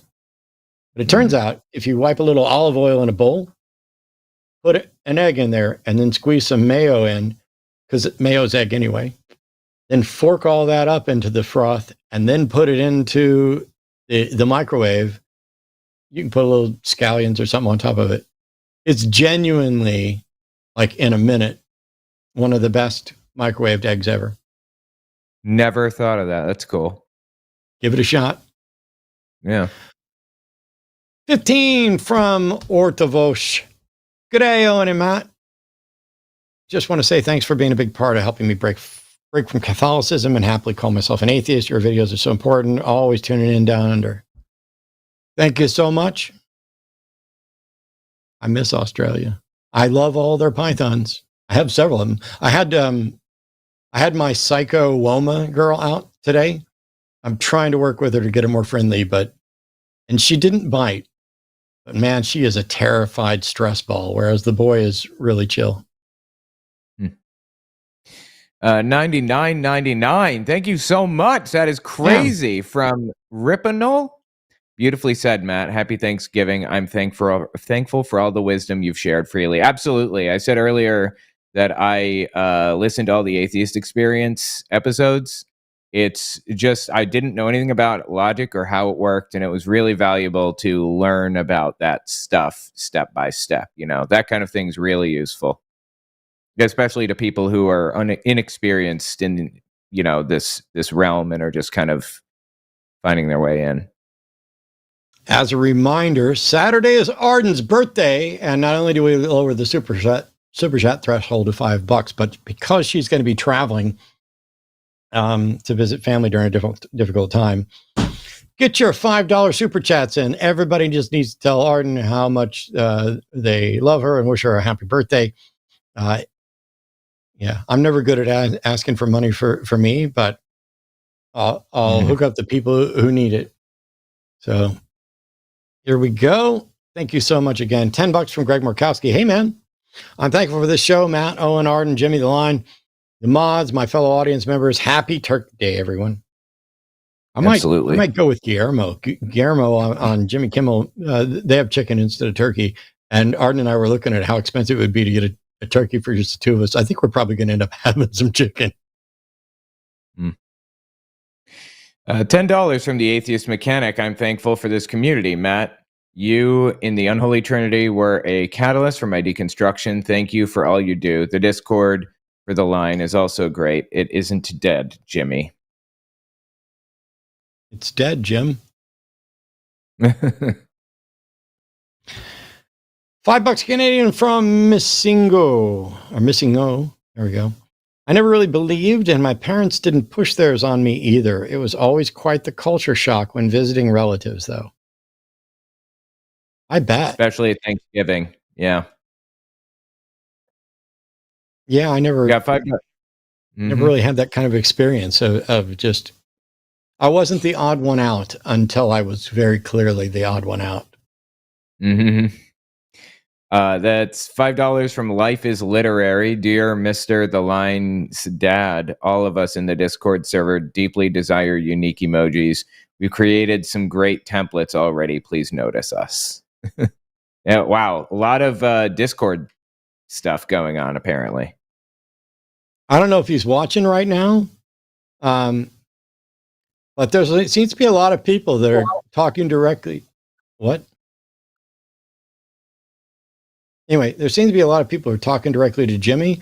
And I think Jimmy needs to do a $50 super chat right now to let people know that their voices have been heard, so that they know that this isn't just, dead space for Discord.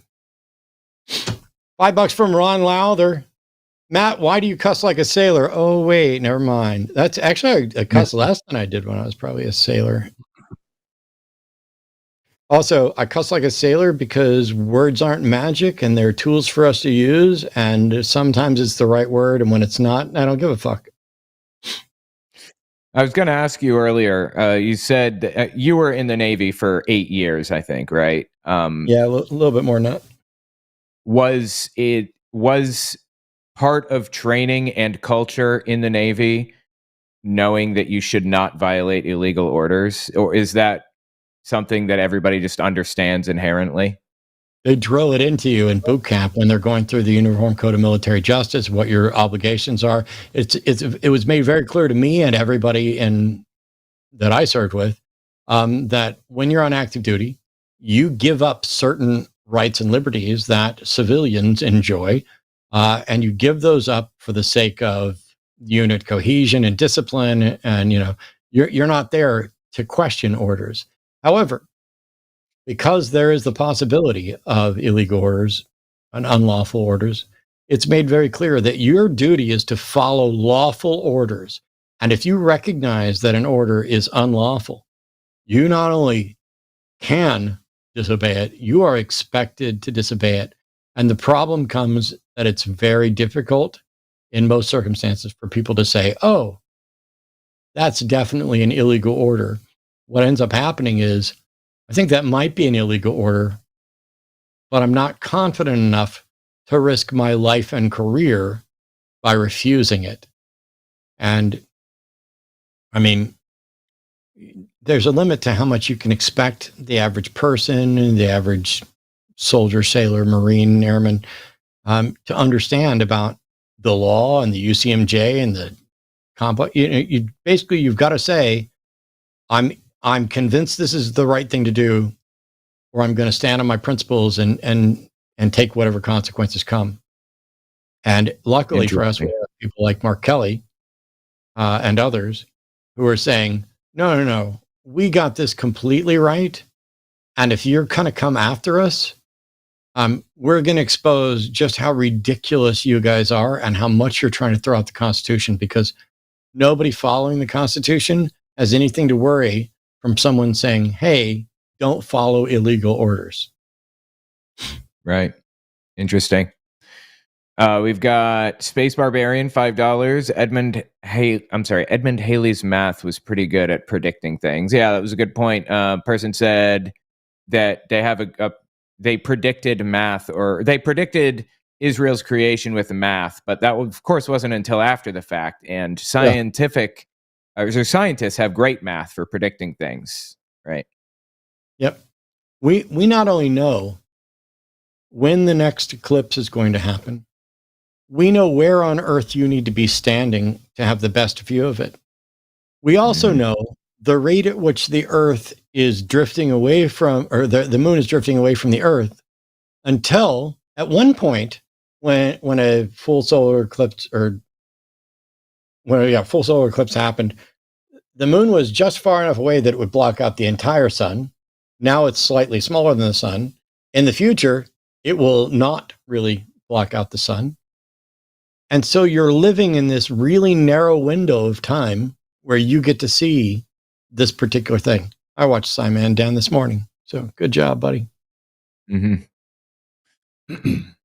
$5 from Joshua Everett, 9887. Contra coup on the rebound. Contra coup hurt me again. And the second was worse by far than the first because it made me limerent.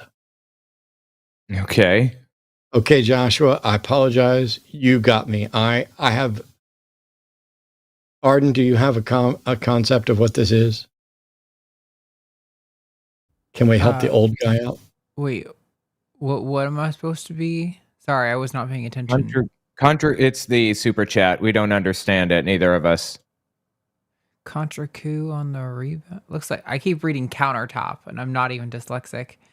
Contra coup hurt me again. I don't know. I have no idea what this is from. I'm so sorry. No, you did great.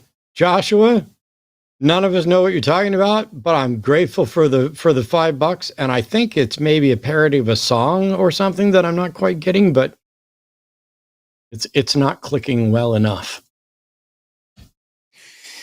Diluted Holy Water, $9.99. The Discord server is alive and well with intense debate and discussion and lighthearted banter / shit talking. We needed our Zerba / Zonad forest emojis. Stat GFYJ. Get better, Jimmy. Discord lives matter.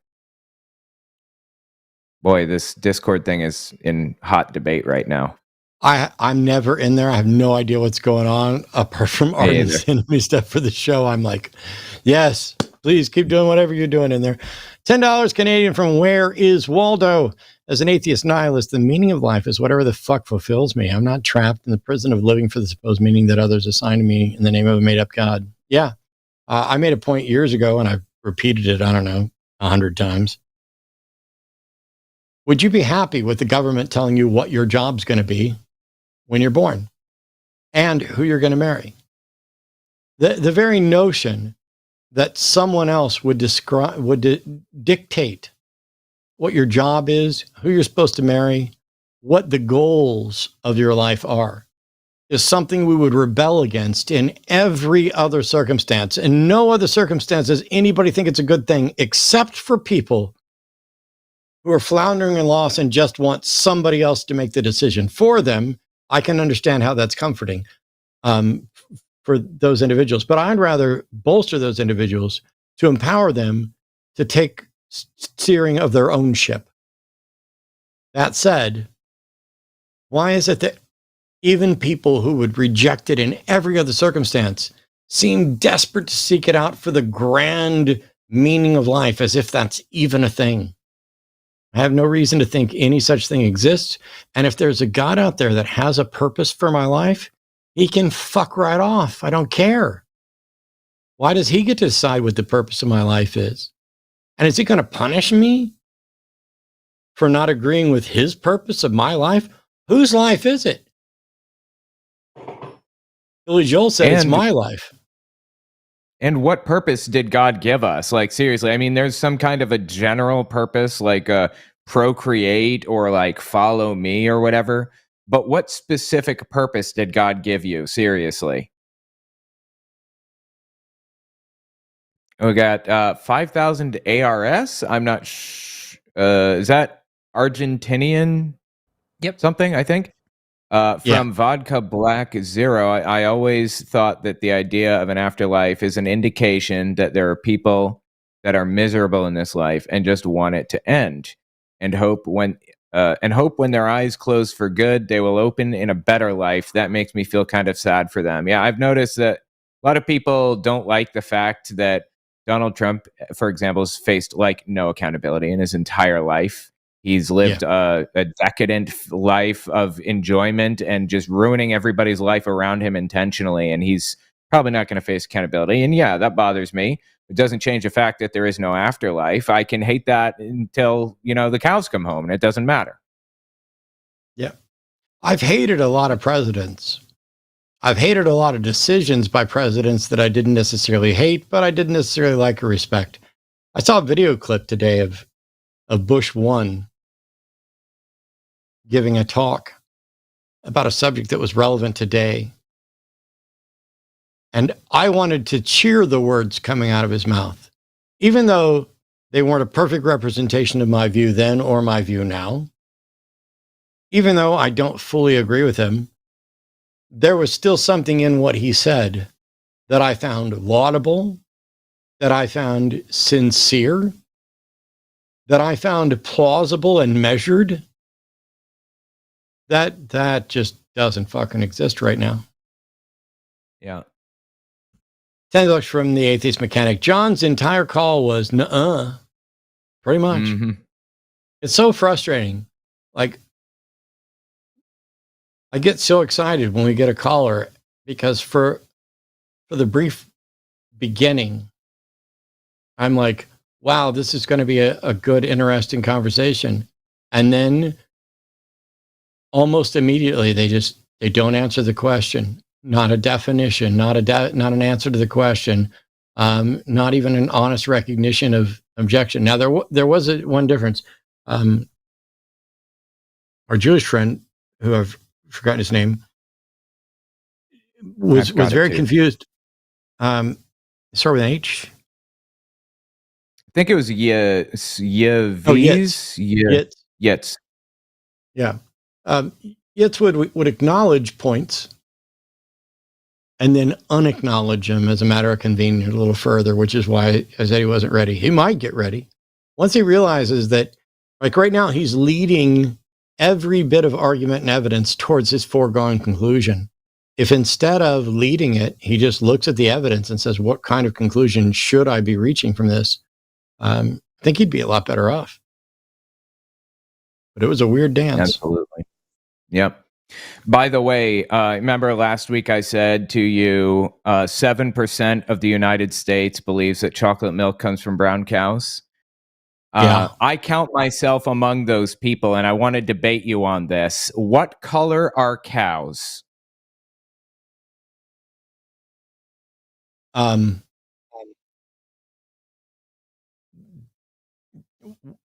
that be what colors are cows? What color are cows and what color is milk? You know the answer to this. Come on. White. Milk is white. And what color are cows? There are cows in many colors: brown, black, cows are white. Cows are white. Milk is white. Cows are white and milk is white. All the cows on my stepbrother's dairy farm are brown. Just got to say it. Yep, and they produce chocolate milk because brown cows produce chocolate milk. White cows produce white milk. Oh, that's brown true, cows actually. produce chocolate milk. Yeah, yes. I'm just gonna confirm that. That's true. I win. Actually, yeah. But didn't you just say what color are cows? And then right after that, you said brown cows produce brown milk or chocolate milk, which means you're acknowledging that some cows are brown. Some cows are brown, but the brown ones produce chocolate milk. I'm sure of it.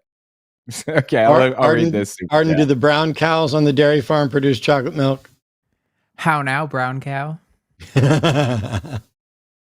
My beautiful, wonderful friend, Gail. Gail Jordan. He runs Recovering from Religion. Is Gail in the chat? No. Gail has a farm, and on her farm, she has a cow, and that cow's name is How Now. Funny. Is it because brown? It's a brown cow. But also, they have a donkey whose name is Hody. So he is Donkey Hody. I don't know that one. It's a literary reference, but it's the guy that tilted at windmills. Okay. I think we skipped the last one by mistake, the last super chat. Yes, and that's Dante. So why am I skipping people I've actually met and like? $10 from Dante Verona. The meaning of life? My answer, despite all the injustice, the music on this planet is very groovy. Beethoven, Jimi Hendrix, Bob Dylan, and all the old blues players. Dig it while you can. Yeah. Arden and I spent a fuck ton of time listening to and appreciating music and musical acts. Music's huge. And not only that, but not only does it change your mood, but it aids your memory. I can word for word tell you the preamble of the Constitution of the United States all because of Schoolhouse Rock. Mm-hmm. I only remember every book of the Old and New Testament in order because of a song they taught me on the bus to school. Music is insidious. It gets locked in your brain and it changes ideas. It teaches people things. And I'm about to get mad at in 2 super chats. So thank you so much, Dante. I'm gonna let Owen do this one. All right, we got Chad Michael 8021. Oh, damn it. There's another atheist who just said something was more plausible than he thought. Not sure what that was in reference to. It's The short version is that Alex O'Connor made a comment saying that he finds Christianity more plausible than other new atheists and more plausible than he used to, which, fuck it, I'm not sorry. That's an absolutely useless thing to say because none of us know how plausible you found it before, and none of us knows which plausible is the right one or which one's justified. It seems like it's just a little taunting. Well, yes, I find it, more plausible than I used to. Cool. Maybe you're more rational than you used to be. Maybe you're less rational than you used to be, but you've told us a big pile of nothing. So the question then becomes, Alex, how plausible is magic man outside of space and time? How plausible is creator that is hiding? How plausible is it that there's a being that approves of slavery and has a plan for salvation, but won't? I find nothing about Christianity especially plausible, and anything that ties to the supernatural is just as implausible now as it's always been. And once I realized that there's no path to testing the supernatural, I don't know how it could ever become more plausible than currently zero plausible. There is no reason to suppose. There is no reason to suppose that anything supernatural is real. There is no reason to consider the supernatural as even a candidate explanation for observations. Any attempt to do so is a fallacy by saying, oh, well, we don't have an explanation here, so maybe that one's plausible. Until such time as somebody demonstrates that something supernatural may exist and that it may interact in reality in a detectable way, and that they have presumably detected it, the plausibility of the supernatural is exactly level at zero. That's separate from whether or not it's real. The plausibility that the supernatural is real, currently zero. I don't know what the hell Alex is talking about, but I didn't watch the whole video because I don't care that much. I didn't watch any of it. I saw it and just cringed and moved on. I don't watch his videos. I watched people respond to him. So maybe he said something that cleared it up. But yeah. Oh, good. I'm so wrong. I thought I was getting ready to be mad. I'm going to take it back. And Owen might get this. Some other people will as well. $10 from Rihanna Keys, 1990. Happy birthday, Arden. I hope you have the best day possible. That picture right there is a thumbnail with Keanu Reeves, I think as maybe John Wick or something. But when it was really tiny on the other screen, I thought it was Billy Mitchell. And I was like, who in our chat is using Billy Mitchell as their icon? Billy Mitchell is, well, depending on who you talk to, the biggest video game cheater of all time, who potentially lied about his Donkey Kong record and turned it into a thing. And then there were these lawsuits back and forth. I'm not going to be making any real serious claims because the guy's litigious as fuck and managed to win a lawsuit that I don't know how he won or could have won. I think it's because somebody was overreaching. But basically you can say that I find Billy Mitchell to be an unbelievable bullshit piece of crap liar and about the dumbest things possible, like whether or not he's actually the best Donkey Kong player of all time or whatever else, who knows? But that's what I thought the image was, and I was wrong. Yeah, I remember that Billy Mitchell stuff. That's old, right? Well, he just settled or just won a lawsuit against Carl Jobst or something. I think he won his whole channel and everything. Really? I did not hear about that. I'm going to have to look that up later. That's crazy. Okay. Yeah, Carl Jobst. Anyway, we got $5 from Hello, Duty and you Courage. absolute legends. That's correct. Yes, that's the one. Happy birthday, Arden. May your claws of truth tear into the eyes of liars and frauds. Love it. Love everything about it. Thank you. There's going to be a lot of thank yous coming up. $20 from Brett J. Council Treasurer. AI Overview. The best way to purchase Owen Morgan's book titled Was Hitler an Atheist? How Hitler Exploited Religion to Seize Power is through major online retailers like Amazon and Audible. Is that Thank true? You. Appreciate Owen? that. That is that in fact true. Way? Yeah. Yep. That's the best way. I had it set up so you could get signed copies on Etsy, but I haven't really. I have to fix it. It's broken. But yes, Amazon and Audible. Thanks. You're going to be. Well, are you at John and Casey's thing? I don't think so. No. Okay. Well, whenever we're in the same, sign one for me, and then whenever we're in the same place, I will gather it from you appropriately. I'll do that. And I don't have to give Jeff Bezos any money. Right. Happy birthday, Arden. Piriform 42. Thank you. Thank $10. you. Oh, Canada, you're giving good tonight. $5 from Elias Sean Silverbow. Birthdays are good for your health. Studies show that people who have more birthdays live longer. Happy early birthday, Arden. That's true. That is true. Thank you. Absolutely. $9.99. Happy birthday, Arden. Without you, so much of this would be impossible. Great show, guys. Also, there's a ton of activity in Discord. We love our community over here so much. Yeah, seriously, like people don't realize how much Arden does for the line, for real. It's like crazy. It would all come crashing and burning if I left. Not gonna lie. Absolutely. Absolutely. There's nobody who knows what's going on that does not like that is so true. It's absolutely terrifying. Because I'm going to have to be without Arden for almost a week. But also so is the line. So keep your eyes peeled. I mean, I'm working extra to make sure that they don't even notice I'm gone, but yes. Well, we'll notice. I'll definitely know. I'm already noticing. There we go. 666. Jesse Chappell. They, them. Yay, Arden. Congrats on another trip around the sun. Woot.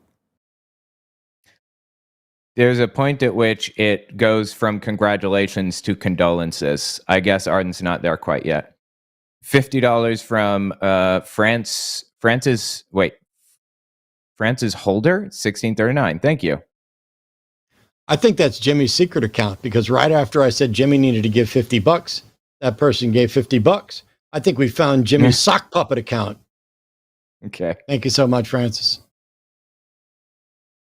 Very kind. $5 from Mirate 6.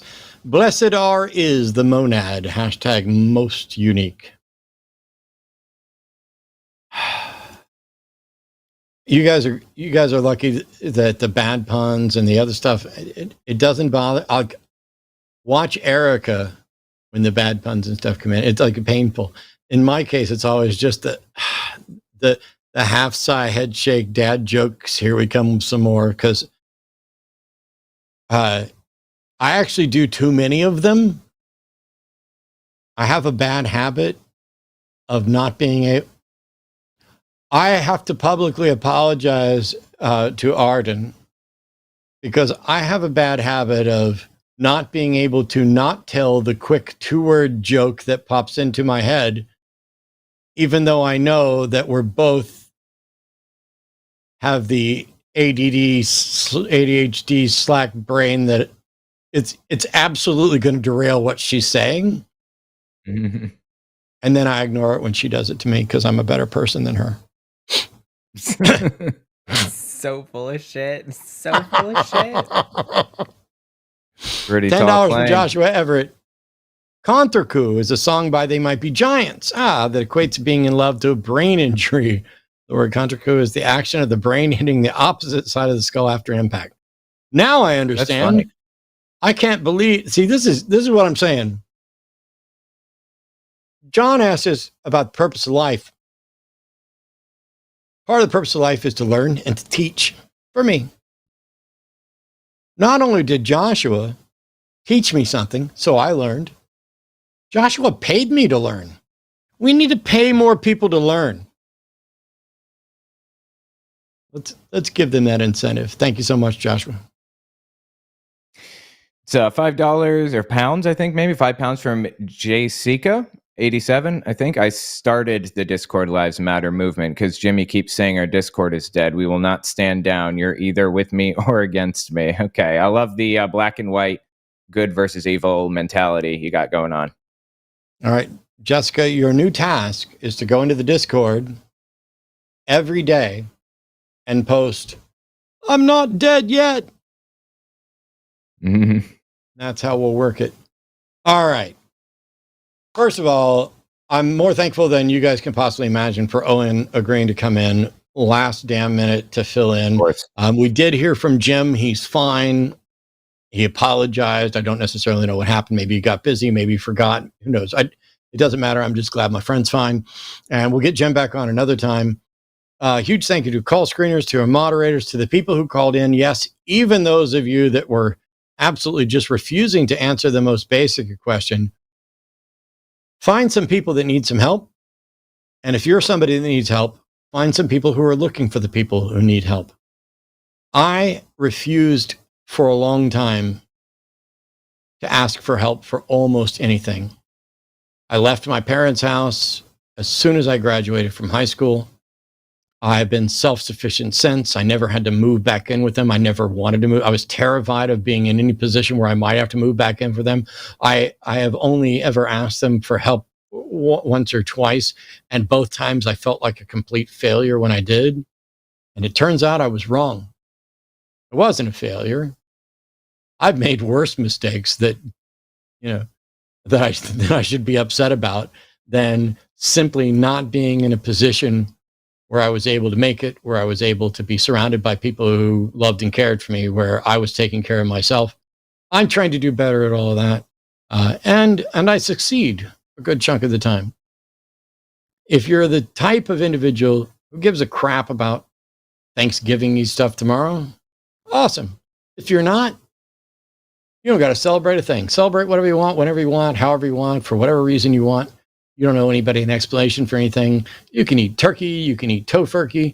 You can sit around and play video games and talk about what a terrible state the United States is and how none of us have anything to be thankful for. And hopefully you can get it out of your system so that next week you'll be back here for another episode of The Hang Up as we continue to try to fix this weird world we're in. In the meantime, patreon.com/calltheline. You can go to linemerch.com to find more stuff there, but you can like and subscribe and you can join right here. And you can run over and join the Discord, which I'm told isn't dead. See you next time. Bye-bye.